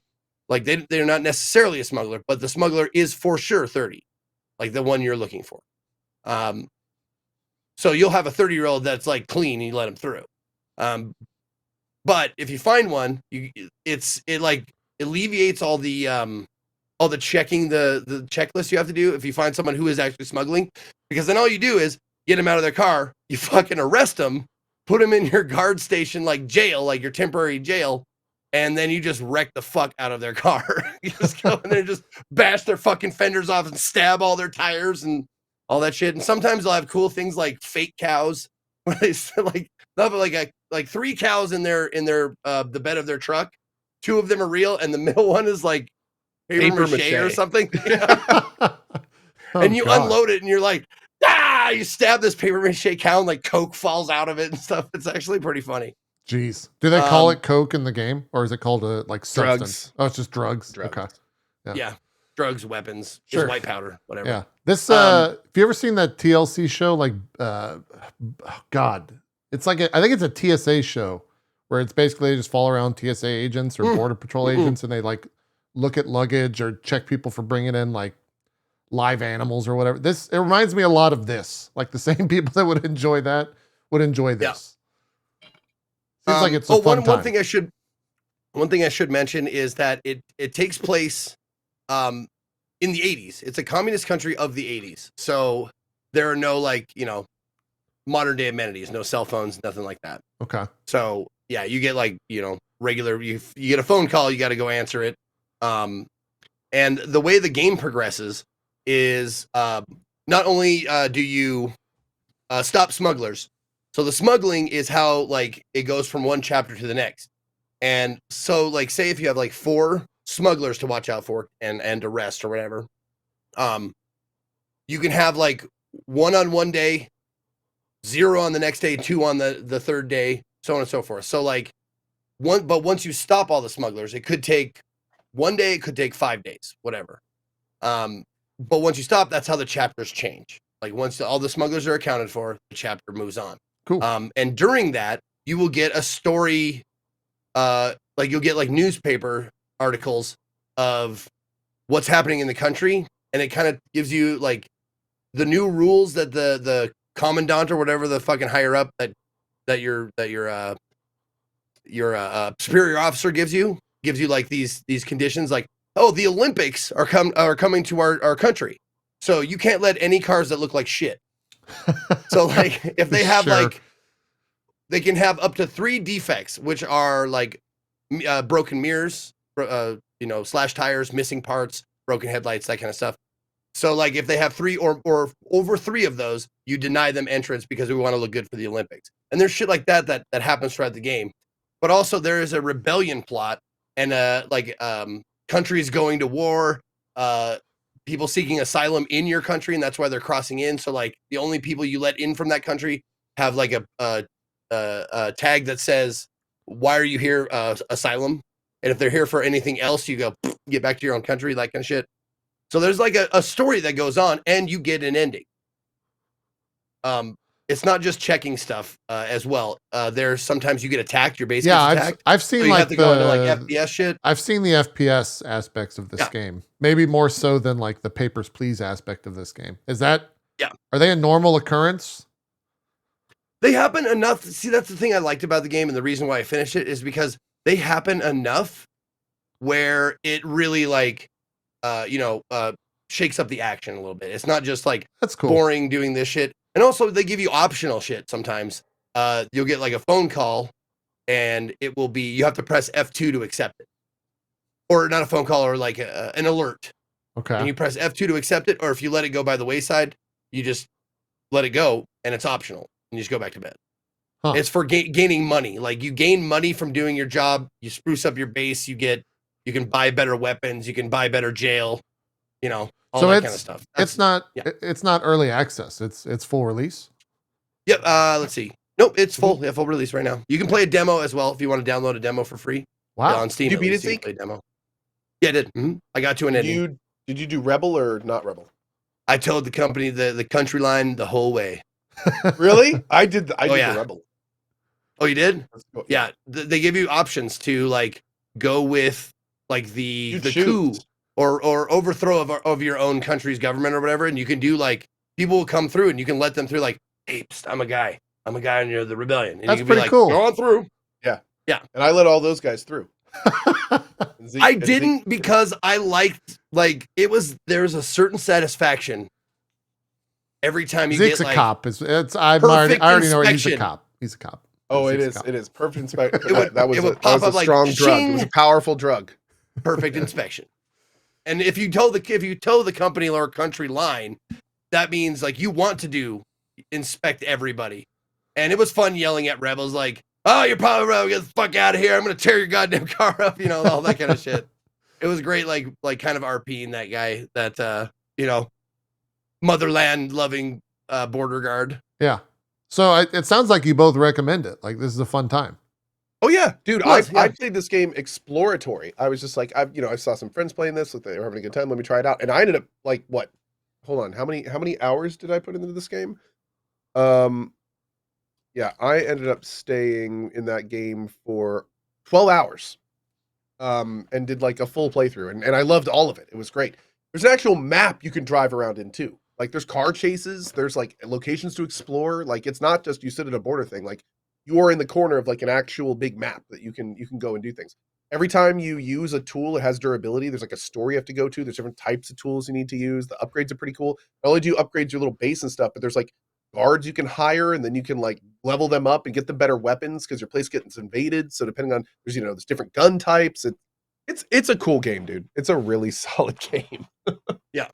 What's yeah, there's little events like well, they'll come attack your base, but also like some people, if you like you'll be like, all right, next car, and you'll be like, all right, so and they'll just fucking drive through the fucking border. You'd be like, you gotta hop in your vehicle to go fucking chase them down because they'll be like, that's just great. drive right through. It's great. Or, and this is a tip, if you are, it's every so often you'll be like looking around the car with a black light, and if you like find a sneaky snack on a tire and then you like cut the tire and the drugs fall down, if you have not pulled them out of the car at that point, they'll just take off. Oh, once they get caught. Yeah, they'll like get back in the car and take off. And you're like, no, wait, stop. See, God, I wish I wasn't so thorough, because as soon as I saw that snack, first thing, rest. Get out of the car, sir. And I'd like pretend that's what you should do. No, absolutely. Everything's fine, sir. I just need to put these handcuffs on you, bastard. You're in jail. Put in your jail right now. Cop energy. You got cop energy. See what? So, if someone is suspicious and has drugs on their car, can you just shoot them? And what is the penalty for that? No. There's murdering is bad. Murdering pretty much immediately gets you a negative penalty. I accidentally ran into a guy head on and he burst through his windshield and died. And I immediately lost $500. It was pretty. Well, that's about, I mean, you know, $500 for, okay. See, the only time I ever killed someone who didn't deserve it was the driving sections. There was definitely a few fatalities from me, like driving poorly and running, head on into someone who was coming the other way. But other than that, like all my kills were all above board, so to speak. Got it. Okay. All in defense of the motherland. Oh God. Okay. Gotcha. What does this game run? What is this, a $30 thing? $20 thing? Seems about it is. I can tell you right now. $19.99. That's okay. About any replayability? I guess you could play the other side. Like absolutely, you can play the other side, and the sides play differently too. So, like, I had to let a bunch of people go, which means I lost some money. It depends. It changes on the missions themselves. I don't think are going to change. I think you do all the same missions, and generally the choice comes at like the very end, like what you're going to do. But there's a whole dude. The end of this game is more properly done than Fallout 4. You actually get a full montage ending on all the decisions you made in this game at the end of the game. Like you get like this happened and this decision led to this and this decision led to this. And I was just like, how did this $20 game beat Fallout 4 for a montage freaking ending? So it was pretty cool. Like obvious decisions throughout the game that have like they're colored and they have like they're the symbol on them, like for your country or for the rebels, like big letters that's like accept or deny or decline or whatever. And there's like, I don't know how many of those throughout, but like there's like 6 or 7 important this or that decisions through the game. Got it. In terms of like publisher and devs, is this just an indie thing through and through? Like, do they have any? I'm pretty sure. It was made by Crazy Rocks, which has done, I think they've done a few other things. Maybe not. And Playway SA is the publisher, and Playway SA has done like House Flipper, Car Mechanic Simulator. Oh, okay, cool. All that kind of stuff. Yeah. So it's got like a relatively strong kind of indie arm behind it, but the game itself plays very indie. Like the graphics are okay, the shooting sections are pretty basic. Like it's all about kind of its main Papers, Pleasey loop with the kind of fun little side things on it as well. Cool. Seems like a winner. Definitely, for me, recommend, man. If you like Papers, Please even a little bit, like it's a fun game. Yeah. It's just a fun game. Zeke, I think recommend for you as well. Absolutely, yeah. Cool. It took Coach 12-ish. It took me like 16-ish to complete, but I'm very meticulous. Like I would go into the wee morning hours to make sure I got as perfect as I could get, where I felt like I have thoroughly checked every crevice of this. Oh, so I got a lot of perfect scores. You got to be thorough. Yeah, it's all about being thorough. Cool. That's Contraband Police. Yeah, I definitely saw that like making the rounds on Twitch for about a week or so. A lot of streamers jumped into this. Seems like it's worth the $20. Okay, you want to talk some Resident Evil 4? I don't know how much we should talk about it. Like, I'm curious for you, Co, where's the story? Do people care about spoilers for this game? For which one? For Resident Evil 4. Like, what? Oh, yes. I would say absolutely we should do some spoiler stuff because you have to remember with a game like this, it's being reintroduced to a new generation. Yeah. So anytime you're reintroducing something, I would strongly not go into spoilers. Got it. I will show episode 1-ish then. Zeke, you did not play this, correct, Zeke? Well, what percent different is this game story-wise? Like things you can spoil? Like how much percentage different is it from the original content? I want to say it's pretty 1-to-1, isn't it? It's pretty much the same. Mm-hmm. Also, but I mean, this falls into the argument where it's like if something is X years older, there's still spoilers for it, and I firmly am in the absolutely there is. Yeah. Where there's some people who are like, oh, well, if it's been out for X years, then yeah, spoil away. Well, it's like, cool, not everyone has seen it though, so why? No, I played RE. Why? Oh, why? Yeah. No, I played RE4, the original, like recently. Yeah. So did Co here. This is Resident Evil 4 right here. 7 years ago. This is the VOD. Beard. Oh wow, yeah. I was so thin and beardy. This is where the VOD comes from. When you I gotta find your new VODs. I gotta figure out where this is. You played the PC version of it, Co, is that correct?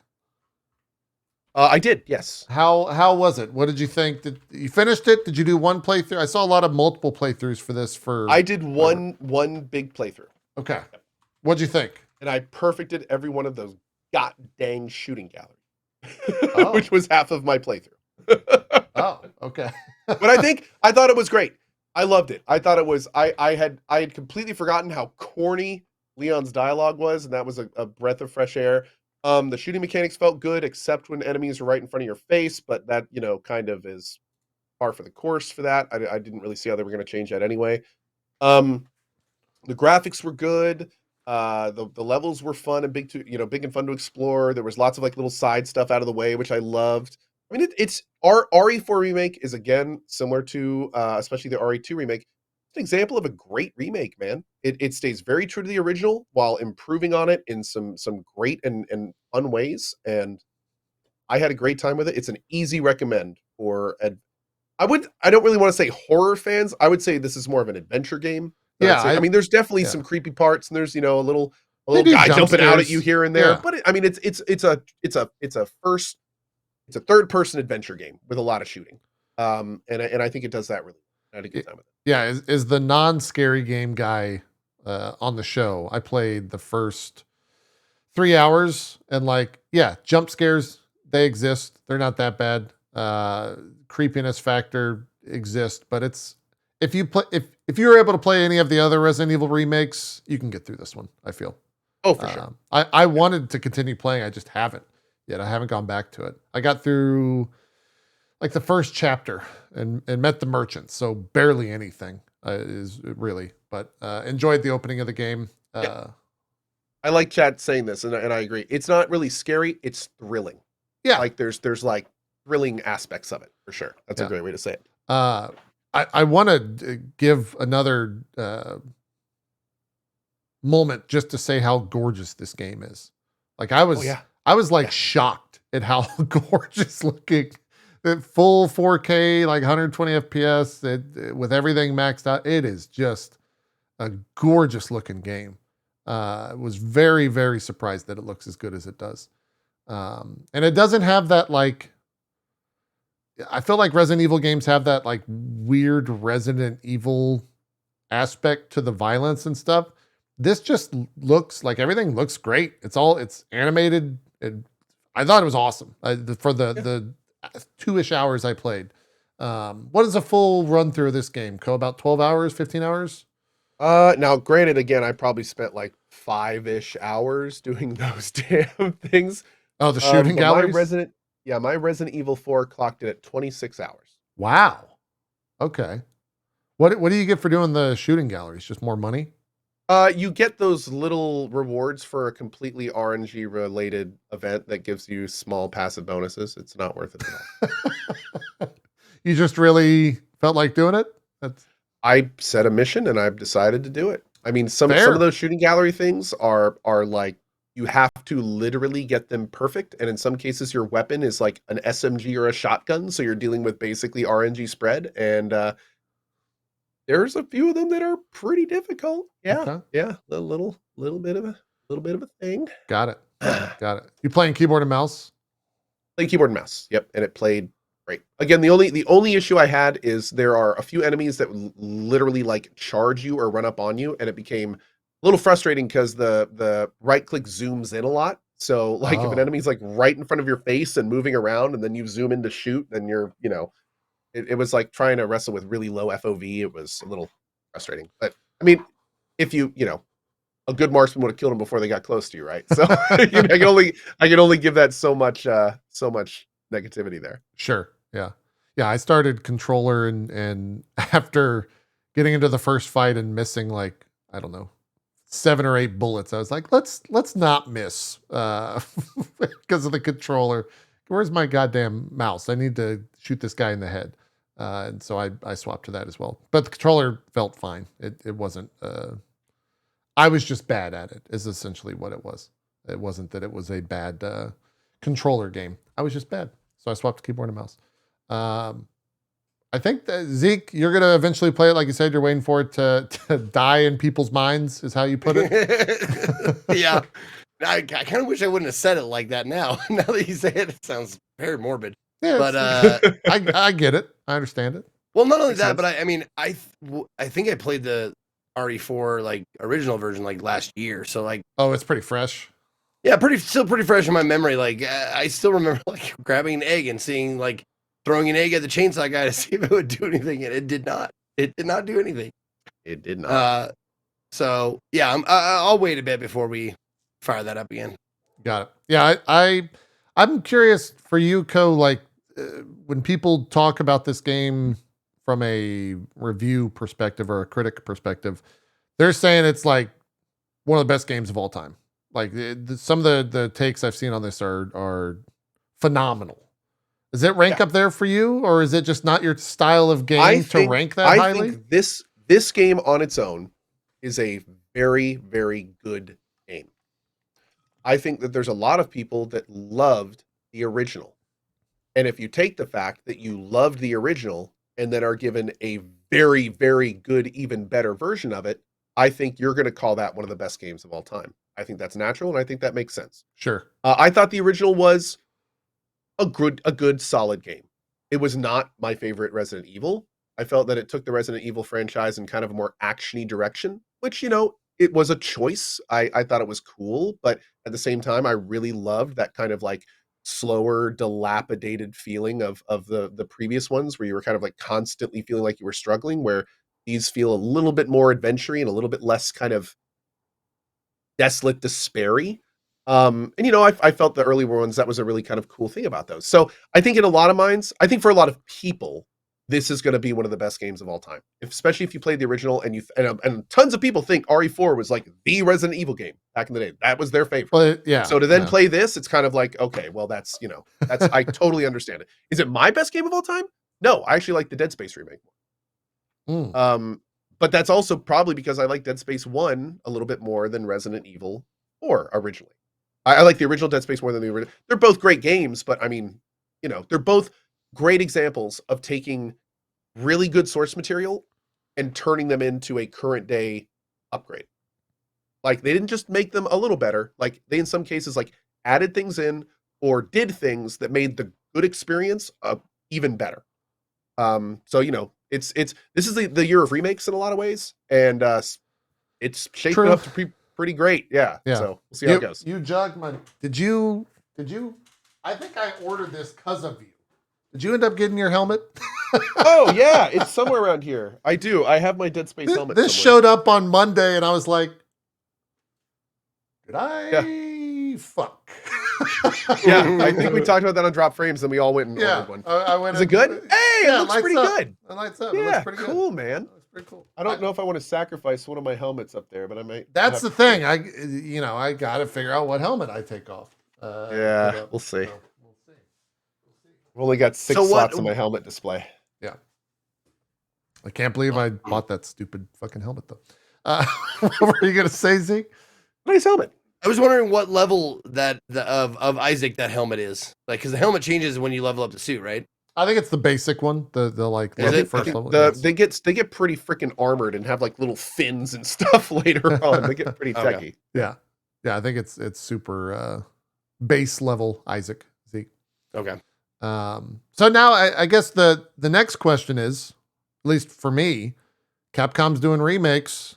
4 most oftentimes is followed by 5.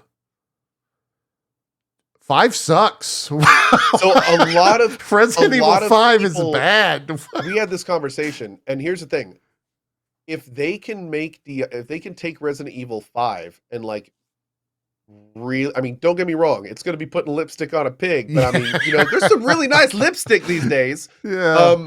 So like they may be able to figure I think they could do it. I think they could do it. And I think that some of the stuff that's questionable, they could maybe rework a little bit to give it more context or make it make more sense. Yeah. In Dead Space, they kept all the original source material, but they added in some stuff that really made the experience more rich. And I wonder if they could do that with RE5 in ways that made the parts that were a little eyebrow raising, like more contextual, or have more background, make it a little bit more rich. So it was the whole experience could be more kind of cogent overall. But we'll see. I mean, with the success of this game and how well it's selling, I think we all know we're going to see a 5. We're probably going to, and then we're going to see a 6, right? And then at that point, once they get to 7, though, they can't. Veronica kind of stop at 7. They might go Veronica next. Yes, and 0, right? Or is it 0? Or did they do 1? Did they skip 1 and go to 2? My Resident Evil knowledge starts to I can only count upwards. I don't know what I don't know what 0 is. I don't know what. I know Code Veronica exists. I figured they would have done that after 3. That was like the last Jill one, right, or something? Yeah, maybe they start getting. Veronica was, I want to say, beloved. It was a very well liked. It had an RE1 remake, but it's old as the original RE4. So just remake it. I mean, and then remaster that. Yeah. Yeah. There we go. Perfect. Well, I do start to wonder, like, Capcom's business plan the last decade, I guess, is like remastering their classics. So when they finish with that, what do they do? Do we start seeing do they start digging deep and we get like a Dino Crisis remake, or do they just go on to like making? I don't know if that one needs a remake. That was perfect as is, in my opinion. Yeah. Oh yeah. Totally 100% no notes. Perfect. Yeah. I guess no, they couldn't really do a DMC. I don't know. I'm starting to think like old. Well, that's a really good looking gross. DMC 1 they could do for sure. Again, a full they kind of didn't they kind of do that? They like redid they relaunched the game though, right? With DMC. Yeah. So I don't really know. Every time I hear remakes, people say Dino Crisis. I've never played Dino Crisis. I've never played that game. I would someone mentioned Parasite Eve. I would love to see another one of those. Yes. Another one? Parasite Eve. Oh, yes. Yeah. That'd be incredible. Yeah. That game was so badass when I was growing up. Yeah. I was like, mitochondria really exist. This could happen. This is real science. Mitochondria. Yep. Just like nanomachines. Parasite Eve 2 was good. Was there one of those was bad? Was it the third one? Was there a third one? I don't even know if I played the second one, so I couldn't tell you. I want to say third was bad. Third one was Birthday. Parasite Eve Birthday. Yeah. Birthday? That was what it was called? Wait, Parasite Eve was Square. Hold on. Parasite Eve is Square, not Capcom. Yeah. Oh. I thought we were just talking remakes. No, I was talking just Capcom. Yeah, I thought we were You just convinced talking me remakes. that this was Okay. Anyways. That's Resident Evil 4. It's maybe we'll have Max on one day and he can just scream at the camera for 3 hours. He's a huge super fan of this, and a lot of people are as well. They really like this game. I do want to end up playing it just because I think it'll probably have a spot somewhere, maybe in a top 10 list this year. It depends what else. I mean, maybe not. This game this year is stacked with games. Yeah, it might. Maybe it won't be there. For a lot of people, I think it will be. It has to do with nostalgia and whatnot. I agree with Co on all that, but we will see. I think it's worth a playthrough. Zeke, what else have you been playing? What's up in your besides the Contraband Police? There is one game that I really want to get out there that I had just a fucking blast called King of the Castle. King of the Castle. Okay. It is quite possibly like my favorite implementation of Twitch integration. It's my favorite implementation of Twitch integration. Sounds like a slogan or something. So I'll just read you the blurb here. Take your rightful place on the throne in this political party game for 4+ players. Rule the kingdom with an iron fist or silver tongue as you steer through bloodshed, intrigue, and madcap disaster. Can you keep your crown when others plot your downfall? More importantly, can you keep your head? So this is a multiplayer game where one person, a streamer, usually, if you're streaming it, is the king. I play the king or the monarch because you can be king, queen, whatever. Yeah. And then the really fun part comes in when everybody joins the game, and they slot you into one of three factions of nobles. So in this game, you can see the three colored slots there. We've got the chiefs, the grandees and there you go. It was hard for me to read. Yep. Yeah. The chiefs, the grandees, and the patricians. But there are, I want to say 5 lands to pick from. Okay. But you only get 3. So it's basically all of those versus the monarch. Whoa. So all 3 lands versus the monarch. Now, the fun comes in when everybody in chat, you have to use the Twitch extension. So there is an extension that you put on as an overlay. And the fun thing is it keeps track of everybody in chat has a starting amount of money. Like everybody has like 2,000 or 3,000 to starting gold. And everybody gets slotted into factions randomly to keep it even, to keep all the factions even. So you can't pick your faction. You get put into one. So it goes, like 20 people in this faction, and then 19, and then it'll go to 20, and then 19, it'll go to 20, and so on and so forth. It'll just slot people in so it stays even.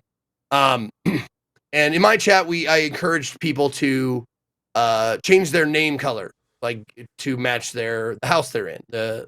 Cool. Whatever area they got slotted into.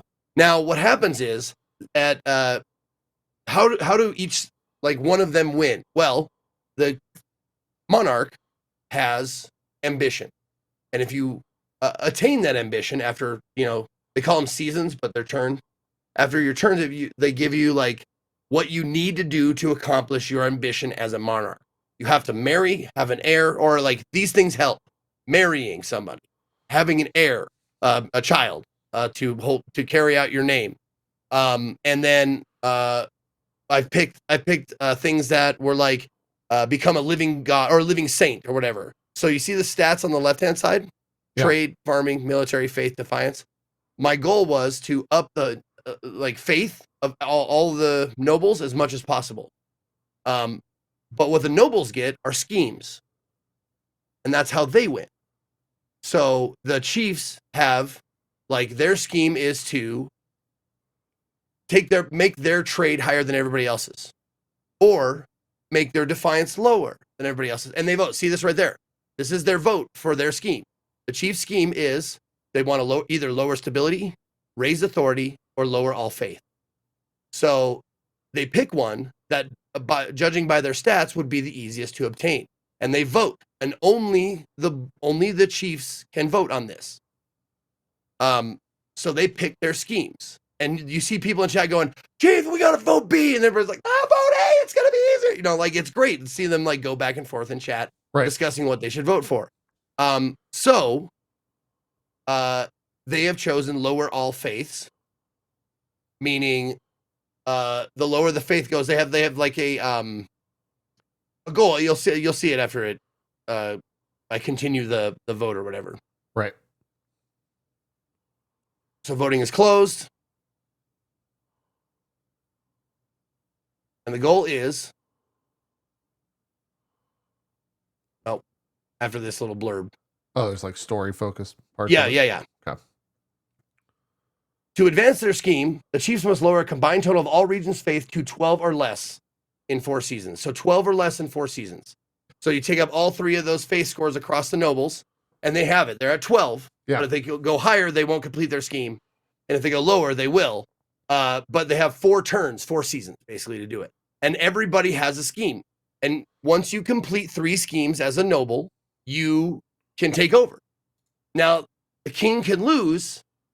I hate to like explain the rules. It's just, I don't want to explain all the rules because that's probably tedious, probably not. Well, yeah, probably I was skipping ahead to see like what the but after the rules are set. There are other things, there are other ways you can win. You can if your defiance at any time gets higher than my stability and authority, you can rebel. As a company, and we found out what happens. You can rebel and win.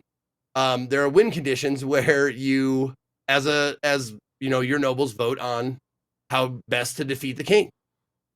And I got rebelled against, and they usurped my crown. So then, and it's a fucking fun, really fun time. How like cool. active would you say it is, or is it just like vote? Is it all just active votes? Is that the activity? I guess. Well, it goes back and forth between like me doing my stuff. Like the king gets to pick like the events that happen, or excuse me, get to pick the order of the events that happen. So every new season, like 3 flags pop up in like either on your land or their land, and you pick like it has a little banner that says like you know, trouble brewing or whatever. So you pick it, and then sometimes you vote on what happens. Sometimes the chat votes on what happens. And the thing is, like, if you want your guys to win, you have to think about screwing over the other nobles as well as the king. So if you're focused on winning, that's what you have to do. But if you're focused on just any nobles winning, then you can band together and do all that kind of stuff if you want to. But the action, it clips along real fast. You consistently are going from one thing to the next to the next. And there's little like blurbs of, you know, storytelling here and there. It's not like a plot per se, but it's just like plot points. It's like your decision from that time made this happen, and now you have to deal with this. And they actually do a really, really cool thing in this game. If whatever the outcome, whoever wins, you can continue from there with that person as the monarch. So if like you win, yeah, if you win, you put your second on the throne. If they win, they put their person on the throne, and then when you fire up the game again, I still play the king, but I'm the king from that land. Is there a way for it to like interface or be able to give out a full list of who's on each team for easier banning? That's why you haven't changed the name to all the colors. Go.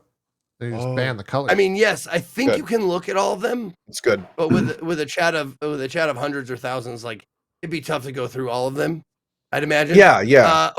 Also they put the names of people in the game, like see Chief the Worsty, that's a screen name. Yeah. Oh, that's cool. And smartly, I want to say very intelligently on their behalf, you are more likely, not guaranteed, but you are more likely to get into the game if you own the game. If you own the game, smart, and are watching, you're more likely to see your name as a character in the game. Yeah, there you go. But otherwise, you'll know if they it's don't them because it'll have like that banner that says their name on it. It'll have like I would love to know the metrics of how many people are like, "Oh, I'm never going to play this, but where do I buy it?" Yeah. What? Yeah. What do I'm never they? gonna play What does the game cost actually? $5. Oh, Oh, that's not bad. Yeah. it's not bad at it's all. $4.99. Oh, Yeah. great. Who made this one? This was developed by Tributary Games and published by Team 17. Team 17. Okay. There it is. That makes Okay. sense. Yeah. Cool. Team 17's good people. But yeah, it's one of the most fun. I've gone back to it at least. I want to say I think we've completed 6 games maybe, and it's just fucking fun. That was my next question. The game also lets you customize the NPC if it gets picked. Oh, nice. True. Yeah, Nice. yeah, cool. How long does a session, a season, or whatever take? What would you say? See, that's the funny thing. If you get if you make bad choices as a monarch, I've had a game last 30 minutes and it was done. It just goes quick. Yeah. Okay. But I've also had games last 4 hours. Dang. So Okay. wait, how long you make one bad decision and it just sometimes it'll just cascade and they'll just people will capitalize on it and then you just get murdered. Wait. How long have you played this, Zeke? How many hours do I have in it total? Yeah. It looks like almost 13 hours. Okay. Dang. With your average length, that's a lot. This must be so It's super fun. It really is. I encourage you guys to play it once and see if you like it. There is a bit of reading, be a fun, cozy game for me. I think absolutely. Yeah. What was the exact name of it again? King of the Castle. King of the Castle, yes. Okay. Yeah, I didn't I'm see glad. this. I didn't see this event.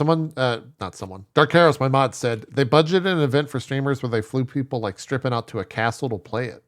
I didn't see that event. Really? Yeah. Shit. Wow. Yeah. I didn't. When did that happen, Dark Arrows? Was that recently or is this game new? I didn't hear anything about that. Yeah. March Awesome. 2nd. So it's a month old. Oh. Okay. I don't think it was live streamed, but it shows they were confident in it. Wow. So it was a non-streamed event. Okay. Everyone was dressed as lords and ladies, full cosplay. A couple months ago. Cool. Did not know that. That's wild, dude. How did we not hear about this? Yeah, it was a bunch of British streamers. crazy. I don't know. I didn't know. Oh, Brit. Probably, yeah. Maybe it might have been a bigger deal in the UK. Yeah. Maybe. Yeah, maybe. If they were flying people out, I'm sure they'd want to get people as close to it as they could.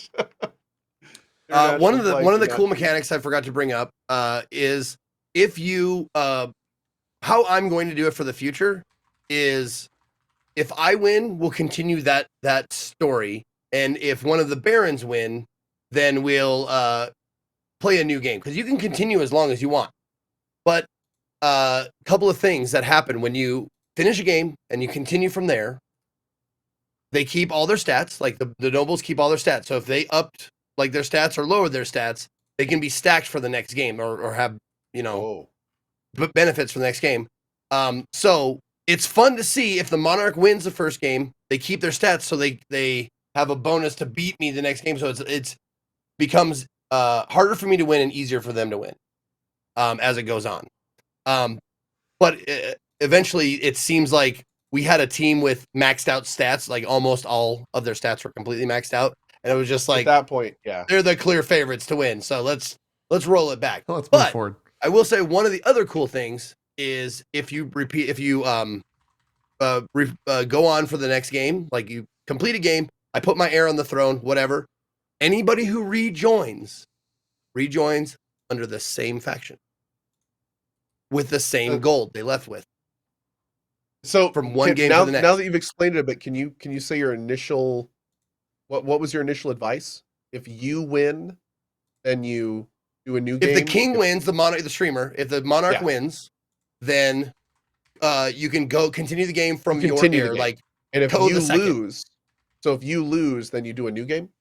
Everyone I would. That's the way I would do it because eventually the nobles start their stats get way too high because they carry the stats from one game to the next. Okay. So they are just locked in at 10s across the board. And it just so that way the winners are we know who's going to win. Winning, the losers are always losing. Yeah. Exactly. But it is cool that if you win, they can come back with their same characters with their same money for revenge. Yeah. That's for same cool. factions, yeah. So it gives them so that way it'll kind of flop back and forth. You keep doing that kind of thing. Yeah. I like it. Sorry, I was looking up. I wanted to see this event. Yeah, this was. I'll show it. That's what you use your funds for, by the way. Oh, sorry. The funds as the nobles. You use your fundage because you can check on the Twitch extension. You can check at any time what your funds are at, and you use funds during end of season activities to build buildings to help your schemes hurt my schemes or hurt the schemes of other nobles and shit. So you can vote with your money individually to do that. It's lots of cool ins and outs in this game. That's why I enjoyed playing it so much. Yeah, seems like there's some depth to it for sure. Oh, and they all have character. Like all of the lands have different, like the barons are very like military like. The counts are very like they're like vampirish. They're like from the swamp. The patricians are coastal, like ships and merchants and that kind of stuff. They have each have their own like personality, which I dig. Sweet. Sorry, I was looking at footage of, or not footage, but different photos of the cosplay for that event. They went all out. They dressed up like lords and ladies in Britain. Very cool. Yeah. I would have loved to have done that. That would have been great. That's King of the Castle. Shanna wasn't invited to that. It's a travesty. It's true. What about you, JP? What have you been playing? Not much. That's why I haven't really talked about it. I jumped into Last Epoch. I'm enjoying that. That's more ARPG stuff because discussed it on the show. I don't really have anything else to add to it. I do know, though, I have pinpointed two things, not really related to the game. I started playing Last Epoch, and I was like, I'm enjoying this, but I'm not, like, hooked. I wasn't hooked initially. And I kept trying to figure out, like, why am I not hooked? This game's fine. It's well made. Why am I not hooked yet? And it's because I didn't know what the rare drop was, which essentially made me realize that the reason that I play PoE probably has to do with the same reason that I don't go into a casino ever. I like to gamble. And the idea of playing PoE is the idea that if I kill this mob, there's a small chance that it might drop something really rare that a lot of other people are going to be envious of me getting that drop. And the second that I found out what that was in Last Epoch, I was like, oh, this game's pretty great. It's like the legendary crafting thing, like yes, when you get like the legendary potential, like 1 to 4. And how the whole item the proper scale. Uniques. Yeah. And it's all just like dopamine drop at that point of like hunting and chasing down the rarity of something is essentially what got me into it. What did you think about the skill system and like specializing skills and all that stuff? I think is fantastic. I mean, the fact that I was able to like hit end game being a complete idiot and not knowing what I'm doing spoke to how I think well made that aspect of it is. And so many people were joining like, what do you think of this game? Where does it fall in the world of ARPGs? And it's exactly what I think you said and what everyone else says is like, if you like D4, but you want something a little bit more complex that's not as complex as PoE, play Last Epoch. And that's like the back of the box. They just need to say a little bit more complicated than D4, not quite crazy as PoE, play our game. And that's what it is. And I really enjoy that. And the other thing that I really enjoy is in Path of Exile, the biggest hurdle that 99.9% of people will never get to experience is the crafting, because the crafting is the currency and there's so much weight to fucking up a craft because then you're essentially losing your in-game currency. In Last Epoch, you can just fuck around with the crafting and have fun. And like, if you mess up an item, oh well, you can just get another one right away. And so you're automatically the hurdle to start crafting and to start experimenting is so much lower compared to Path of Exile. And that's why I think people are going to enjoy it a lot more. Level up process, you can craft you can just craft whenever you want. Oh, I need some these resistances. Like what the advice that I've been giving people for LE is the filter system's great too. I don't know if you play with make a filter and have it so the filter always highlights items that have 2 elemental resists on them. Yeah. And then as you're leveling up, just make sure you're picking up and equipping those items, and all of a sudden you'll start seeing your resists like actually start getting decent as you're like mid-level and stuff. And then it's just a matter of like, oh, let me open up a few of those items and let me increase these resistances that I need. And I need some of that. So let me just, chaos that or add that onto an item. And it's just, it makes it just so delightfully easy. Now, granted, you can kind of do that in PoE with a crafting table. Yeah. Like that it exists there, but I think the QOL of having it be right there in your inventory whenever you want, and it's really easy and you can do it right when you think about it. Like, I think that there's a lot to say about that for sure. Yeah. Yeah. I had a blast with it. I started on Friday, and played yesterday. So I started Friday at 1:00. And between Friday and now, there's been 72 hours, and 23 of those hours have been me playing Last Epoch. Now, are you done with it? No. I'm going to go back and play later today. Okay. I'll probably play till Friday. I love games that are low. What's the word I'm trying to say? You could say stress, because the game's kind of easy until you get to end. Yeah, so. I don't think the game's difficult at all. No, it's meant to be. It's low until stress. You get to the end. Yes, it's a little bit more as you get to the end, kind of like PoE. Yeah, but like a game where I can just turn on, play mindlessly, not have to think too much, and like watch a stream or watch TV or do something else. And so that's why I've been playing like a lot of Final Fantasy, a lot of Destiny, a lot of this. So I'll play a lot of PoE. Those have become kind of like my nightly gaming sessions, is just things that I can play very easily and passively, but still feel like I'm doing something, and like moving towards a goal. And so, yeah, I've been playing a lot of Last Epoch. I'm almost level 80. I'm like in maps and in the end game, and yeah, experimenting with all that stuff. So it's cool. It seems pretty well made. I'm just over 50 hours into it. And also Last Epoch was the first game I felt like actually comfortable making hardcore characters in. And I saw that. Yeah. Great time with that. Yeah. It's been super cool. I've liked pretty much every build I've made in it too, which is, it's just fun. Just a fun game. Yeah. Everyone said you can't really like mess up a build because it's so easy to respec. And I agree with that. Yeah. You may have to like, there was unfortunately one thing I wanted to do a specific thing, but I kind of screwed myself. There's one thing you can't change, and if you mess that up, then it's and that's picking your subclass. The subclass. Yeah. So, for instance, I made a primalist, and there was this kind of specific thing I wanted to do with a primalist. I wanted to make a casting primalist, which you absolutely can do. There's like druid and shaman, but I picked beastmaster, which is primarily melee and pets, and it was kind of like, well, I'm in it. Shaman was the one class that people said to stay away from. Yeah, druid apparently is very strong, but shaman apparently needs some love. Shaman, and I've been told is a little not quite up to snuff with the other ones. Yeah. I'm playing. Another great thing, the devs are working on this game like crazy. It's only 0.9. It's not even out yet. There's still major features and even entire subclasses that aren't in. The very end of the story isn't in. They're shooting for the end of this year. Cool. But they said it may last a little bit longer. But they're super communicative, and it's a very, very good time to pick it up. If you enjoyed Diablo 4 and you're looking for an ARPG to jump into and have already played PoE and know you're not a fan of that, I would say check this out. 100%. It's worth it. For sure. Yeah. Easy really recommendation for ARPG fans.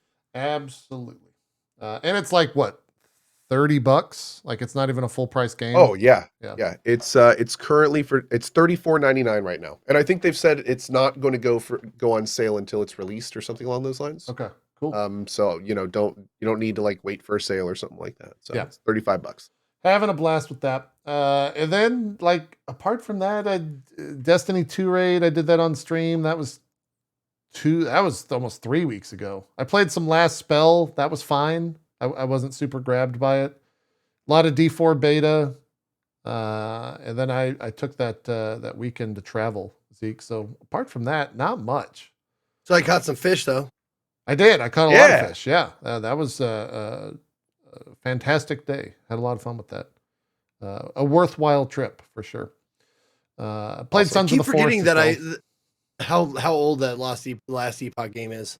It's old. It's so old. I played it in 2020. Here's what I did. This is my new thing, and it's a very streamer thing. I'm curious if you guys do it as well. Anytime I go to play a game that's been out for a while, before I buy it, I go to my email and type the game name to see if they sent me a code. Oh, in yeah. 2019, I've been doing that a lot recently. They sent me 10 codes for this game and they still worked as of yesterday. So I used one of them for myself and gave the other 9 away. But I had some like supporter packs as well, but I guess those don't work anymore or something. I don't know what there was 5 keys for a supporter pack that I guess were super early and they don't do them anymore. Because those keys did not work in the web page that the email said in 2019 to go and utilize was no longer up. It was no longer a website. So yeah, it's I think that's it. Blood Bowl 3, I played that a little bit. That sucked. Don't play that. That's a bad game. That's all I got to say on that. We talked mostly long. negative reviews I saw on that one. Yeah, not great. And I played a lot of Diablo 4. And That's a fun one. It was good. People from your chat did you play Dredge Co? I did. Let's talk Dredge. I played Dredge, and Dredge. I want to know about that because that's on my wish list. Man, that's got some buzz around it. Dredge is a super chill, relaxing fishing simulator with Cthulhian tentacle vibes. It follows a protagonist that is a fisherman for this small village, and basically all the fishing you cruise around in your boat, you do little mini games to catch your fish. Some weird stuff starts happening as you progress through. You upgrade your boat. You explore all sorts of places all around this little archipelago region going on. And there's kind of this main story that opens up pretty early in the game that is kind of like a backbone that walks you through the map and the area. And it is really chill. It is really fun. It's not that long. And it doesn't, at the end, it starts getting a little more difficult, but it's never that hard. And it's cool, man. It's really cool. It's a great little indie game by all factors. It's a very fun game. You said you finished it? I did. Okay. Did you finish a run? Okay. Yes, I finished a playthrough, which is the beginning of I finished the main story. There's like a main story to it with an ending and a credits roll. However, I could have spent another probably 2 to 5 hours doing everything if I wanted to. There's like a whole like a fish. It's not a bestiary, a fishiary. There's like a bestiary for all the fish and stuff that you can catch. There's a lot of islands that aren't really marked, that are off the beaten path. They almost all have little events and stuff on them that you can explore around and do. There's side questing that you can do as well if you want to. So there's a lot to do. Yeah. My biggest complaint is that I was able to max out my boat a little earlier than I would have liked. I would have liked if maxing out your boat was something that happened towards the end of like the side content, but they pretty clearly want to make it so people can just do the main story and like have a maxed out. What does that mean, max out your boat? They have upgrades and stuff for it? You see that little boat over there? So the way that it works inventory? is, the inventory is your boat. Oh, your okay. Cargo. Gotcha. So the way that it works is if you see on the right side, there's a fishing pole. In the bottom, there's engines. Okay. And as your boat gets bigger and bigger, you get more engine spots, you get more fishing spots, you get nets, you get lights. The whole thing gets bigger and bigger. You add squares and build it out and build it out and build it out. And I mean, so you're eventually getting like sail fin sharks and stuff that are like 7 blocks tall and stuff later on. So nice. It becomes pretty big. I will say, if you're not a fan of inventory Tetris, this is not the game for you. It is basically like 20% of the game is trying to fit stuff into your boat. I don't mind it if it's the point. If it's the point, it is very much the game is very much about how much can I get before I go back. Also, it's important to mention, if you see that little eye under the timer at the top, that's your sanity. And if you stay out at night, you start going more and more insane. You have to sleep to keep your insanity off, and that there's a whole Cthulhian, weird, dark tentacle side to this game. God, if that only that I'm not really going to get into because I feel like that's a big part of the exploration part of the game, but it's a lot of fun, and it's interesting and well done. Well, more eerie than like. Oh yeah, there's no horror in this game at all. Yeah. It's just eerie and weird and strange. I think we're seeing a little bit of that right now. You definitely. It's got the reaction from all 3 of our chats, like every single everybody thumbs up on it, and there's a lot of buzz. The reviews. 95% positive of 1,600 reviews, 95% positive, and on Steam. So my biggest complaint about the real this game, deal. Yeah, my biggest complaint about this game is I wish there was more game. Yeah. There was more reasons to continue playing the game. That's my biggest complaint. I had a game like that too. Yeah. Just recently. It's great. And I still got let me see. How long did I spend in Dredge? Just over 7 hours. Oh, so actually, okay. I thought you were. I thought it was like a short 10-ish game. hours, but 7's not. That's about super long. And again, I could have gotten more out of it. There was definitely more I could have done, but no, I did the whole thing in about 7 hours. Yeah. It's $25. I still think it's worth it. I had a good enough time in this game for it to be worth 25 for 7 hours. Absolutely. I had a really good time in it. Have they said are they going to add to it, or is it done? Do you know if like the devs have talked about post-release plans? I think they're relatively done with it. It's a pretty there's your upgrade tree. It's a relatively contained experience. Yeah. So I can't really imagine doing much. So, is there any replay value? There are alternate endings, but there's not. I wouldn't say there's a lot of replay value. You could do things differently. Like I didn't really do much with like the crab pots, and I could have done that earlier instead of like working on fishing advancements and stuff, but not a huge amount of replay value, I'd say. Cool. Oh, somebody, Dragon Flamely in my chat said, Dev said that if it is well received, there's a DLC. A DLC is a big possibility. That's cool. Well, also, quick note, there is some weird DLC key you can buy for $5 that gives you a couple items at the beginning. The developers came out and said, "We're sorry, that was our publisher's idea. You do not need these items at all. Like, do not hesitate to completely skip this if you don't just want to throw more money at us." Which is kind of nice of them. Who's their publisher? They kind of threw them under the bus. Team 17. Okay. Yeah. They're basically just like they just wanted us to do this, so we did it.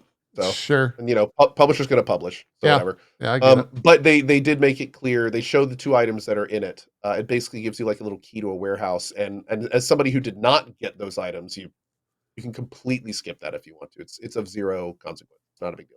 Got it. Okay. It's the deluxe. Barry said it's the deluxe edition, but not the DLC. What, Barry? No, Barry is incorrect. Barry, you're not talking right. There's a Blackstone key that you can buy for $4.99, and it gives you access to that area. It may come with the deluxe edition, but if you look, it's the Dredge Blackstone key for $5. You can buy. That's what I'm talking about. All right, Barry's drinking again. He's crazy out there. That's fine. What was did either of you play Terra Nil? Have you gotten into that yet? I played the demo back in the day. Yeah, we played. I remember we were all like super. That was during the Steam demo days. That game's out. Like it's playable, but I haven't jumped into it yet. I don't know if Zeke, are you gonna jump into that at all for Terra Nil? Okay. I think it reviewed well. Even though it's Devolver, it doesn't look like a game that it's I a particularly enjoy. It's a puzzle game. It's a puzzle game. Yeah. It's a little puzzle game. It reviewed well. I saw it did fine. The demo was fun. People said it was also super short. They said it was a short game. And that was an issue they had with it as well. I saw a bunch of people in chat asking if we were going to play that. Zeke, you mentioned there is an interesting PR campaign going around that where they're like planting trees. Planting trees, yeah. Yeah, I remember. I think her name is still Seriously Clara. I don't think she's changed her name. Yeah, she's the big PR person for a developer. They planted a bunch of trees thanks to this, so that's kind of cool. Like a literal 1,000 plus. Thousands. Yeah, which is cool. Day 9 played it. He gave it an 8 out of 10. Well, there you go. Day 9 improved, or at least an 8 out of 10 improved. Makes sense. He loves that kind of stuff. Likes puzzle stuff. Yeah. Also played Tainted Grail. That is the Morrowind. It's like Morrowind and Oblivion. Right. It's an early access game by and it's really cool because the company that made it, they made a game there's a board game called Tainted Grail. And they made a game that Zeke played first, and then Zeke sold me on it. You remember that game, Tainted Grail, back in the day? And I played that game and really liked it. And now now they have made another game called Tainted Grail: The Fall of Avalon. It's in the same universe, but it's literally like Oblivion. It's like freaking Morrowind. Like it's actually awesome. I had a great time with it. They call it 0.5. It is early access. There's definitely some early access parts in it, quests that don't work, things that don't work properly, the combat's a little janky, stuff like that. But man, I mean, like it is traditional, straight up classic FPRPG goodness. Like, it is great. You know, you're going around, you're exploring caves, you're, you know, killing shambling skeletons, finding shrines. There's items and stuff everywhere. You go into a room in a castle and you can like see the cups and the meat and the apples and just loot those off the wall and stuff. I mean, it feels like a traditional FPRPG in all the right ways. It was a lot of fun. Yeah. I'm definitely going to be revisiting this game many times during its development. Definitely looks. You said Oblivion. I'm seeing that right out of the gate for sure. HP Absolutely. bars and everything, which is not a bad. Somebody thing. on, oh, absolutely not. Someone on my YouTube made the comment. They're like, "Ugh, a Skyrim ripoff," and I was like, I replied like, "Ugh, a Skyrim ripoff." You know, it's like, great. The more of these, the better. Like, hell yeah, dude, these are awesome. Like, these types of games are great. But what's even cool is like, this game is all in its very own interesting lore. It's like this weird, almost dystopian Arturian feel. There's like, you know, all these different factions. Everything is voice acted, and it's really voice acted except this one guy. I could not stand listening to him. That's because they gave me a character in it. But it's very cool. And like I said, the majority of the voice acting is great, and lots of interesting characters and events that happen, and it's very, so all you can see right there in the top left. There's tons of skills, and they all level up as you use them. So it's like traditional skill level up systems. There's like little perk levels and stuff for each of the skills as well. Full stats and, you know, traditional leveling, and it's cool, man. It's cool. It's a lot of fun.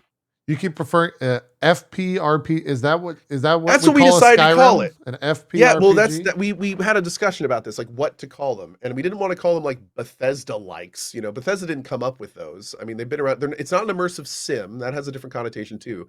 And then we said like, and then somebody in chat actually came out and said, "What about FPRPG?" And I was like, "First person RPG." And I was like, kind of works. Yeah, sounds good. You know, and then we put on kind of classic to refer to like the more standard stuff that's, even though they're still being made today, they all feel like they did back in the day. So, you know, kind of traditional FPRPG. And I really like that term. So I think I'm going to start using that for games like this. There's no real good term that's standardized. So I mean, everyone kind of has their own. Is Deus Ex a FPRPG? Deus Ex is an immersive sim. That's an immersive sim. Yes. Okay. JP, that's a completely different thing. Apples and oranges, big guy. Come on, try to keep up. All right. Yeah. Okay. I had to ask. Speaking of that, I found your trooper card in Ishin.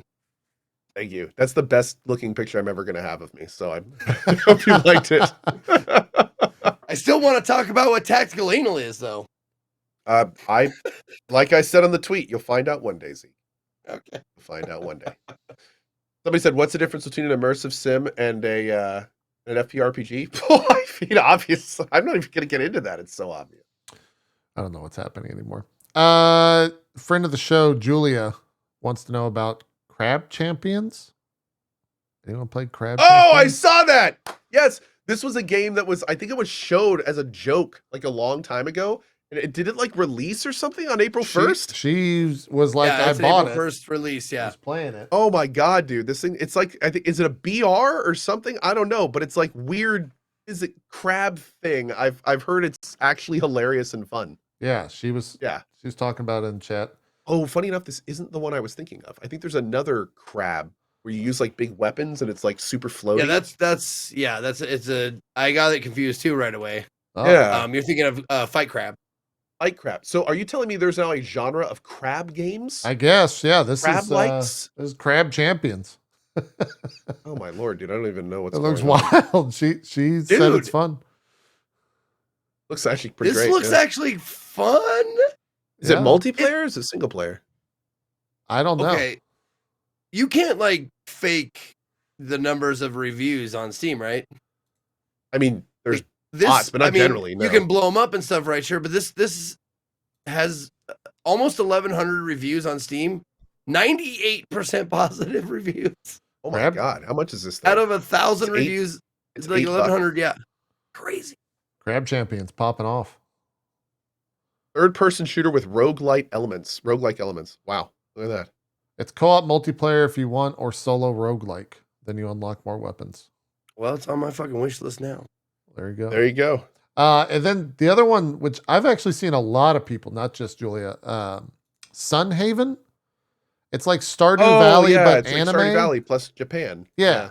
Are you guys, either of you checked that out? I know that's been That's a making the rounds. little too anime for me personally. Okay. I took a look at it. I've heard a lot of people loving it though. Hold on. What is it that's too? Because you play some anime-ass anime. I absolutely do. Where's the line? What is what? Generally mechs. So if there's mechs, you Then forget all the other Pretty anime much stuff. okay with it. I pretty much am good with it at that point. Yeah. Okay. All right. I need my Japanemecha.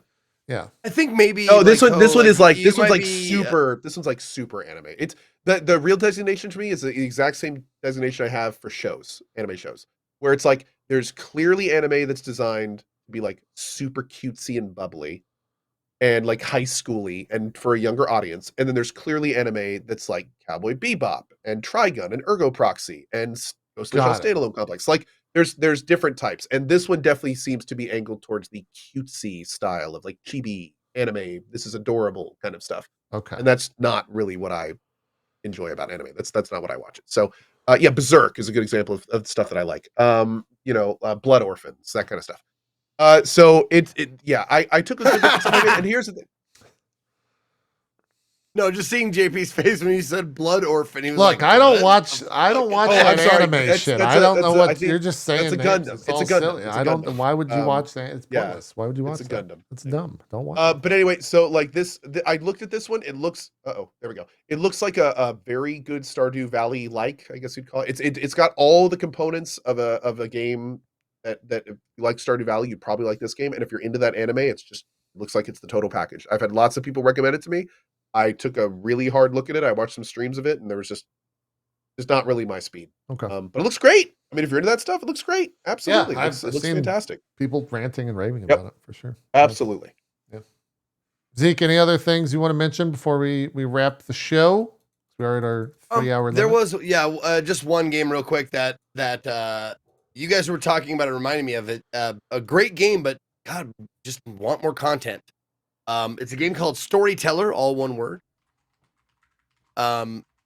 It says it's an award-winning puzzle game about building stories.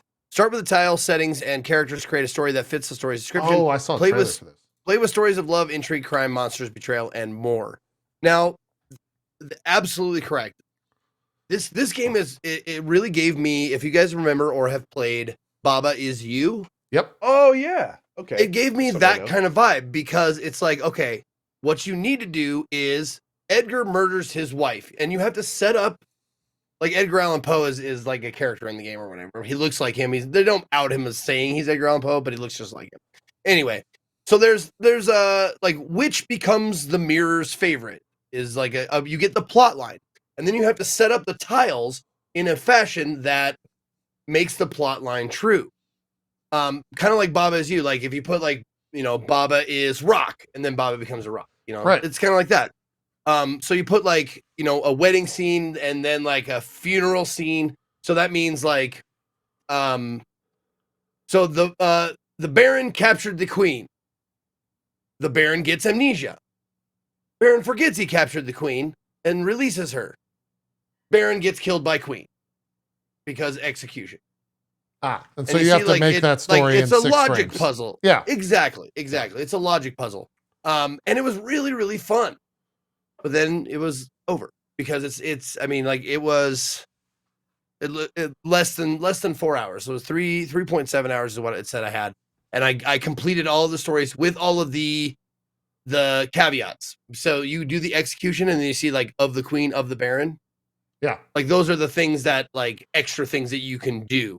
Which that was part of the fun of it too, was getting the actual thing, like the execution, and then doing like, but this needs to happen as well. So there's like extra things that you can do within the given panels that you have. But God, man, it was super fun. But it like I could have played that for hours and hours. I love the mechanic of that. Creating a story and logicking out like, okay, so I need the Baron. But the Baron doesn't like the queen. The Baron likes the maid, and then the maid. So I have to make the maid hate the Baron, and then make the Baron fall in love with the queen. Like stuff like that. And you have to figure out like, okay, this is what I need to happen. How do I arrange that? Yeah. And it's great. It was great fun, but I just want more of it. Okay. And Is that's that what it reminded me. that on Steam? Yes, it's on Steam, $14.99. Okay. All right. Yeah. Not too bad. Last thing. Zeke, you mentioned Baba Is You. Did you check out Baba Files Taxes? What? We'll leave you on that. You can go check out Baba Files Taxes. Okay. And we'll do some shout outs. Go. What do you got going on? Where can people check you out? Absolutely. It's not everybody. on Steam. It's on Itch. Oh God. My name is Ko. Hi, how are you? As always, big thanks to JP and Zeke. It was a lot of fun this week to finally get into games and other stuff. That was good. I'm going to be playing more we didn't even talk about it. I played Diablo 1 recently. We finished that. That's We're right. playing Diablo 2 now. We're going to be continuing that tomorrow morning into Diablo 3 and the expansion I've never played before. And apparently, I don't even know if I played Diablo 2 back in the day. Revisiting it has actually caused me to realize that I don't remember anything about this game. So it's been awesome playing this so far. We're still in Act 1. So we're going to be doing that. Also, we're going to be checking out, I think, Small Land tonight. We may be checking out King of the Castle at some point this week. We've got Everspace 2 coming up soon. We're probably going to be starting that on my 10-year, which is in a couple days. Also going to be giving away a gaming computer then. So all sorts of fun stuff. And as always, you can find me at twitch.tv/GoCarnage. And thanks for watching. See you next week, if not before that. Awesome stuff. Zeke, do some shout outs. And maybe talk about Baba Files Taxes. I gotta do taxes. Shit. You just reminded me I gotta do taxes. It's April, baby. Oh, I hate tax day. I hate when I sit down and do all my taxes. Anyways, hi everybody. My name is Ezekiel the Third. You can find me at /Ezekiel_III on Twitch, Twitter, and YouTube. And Ezekiel the Third all spelled out on Instagram and TikTok. Thank you, Ko. Thank you, JP, for being co-host every week. I think I'm not sure what I'm gonna be playing on Tuesday. Monday's my day off, but Tuesday I haven't picked a game, but I might be convinced to check out Dredge. Yeah. I might have been convinced to check out some Dredge.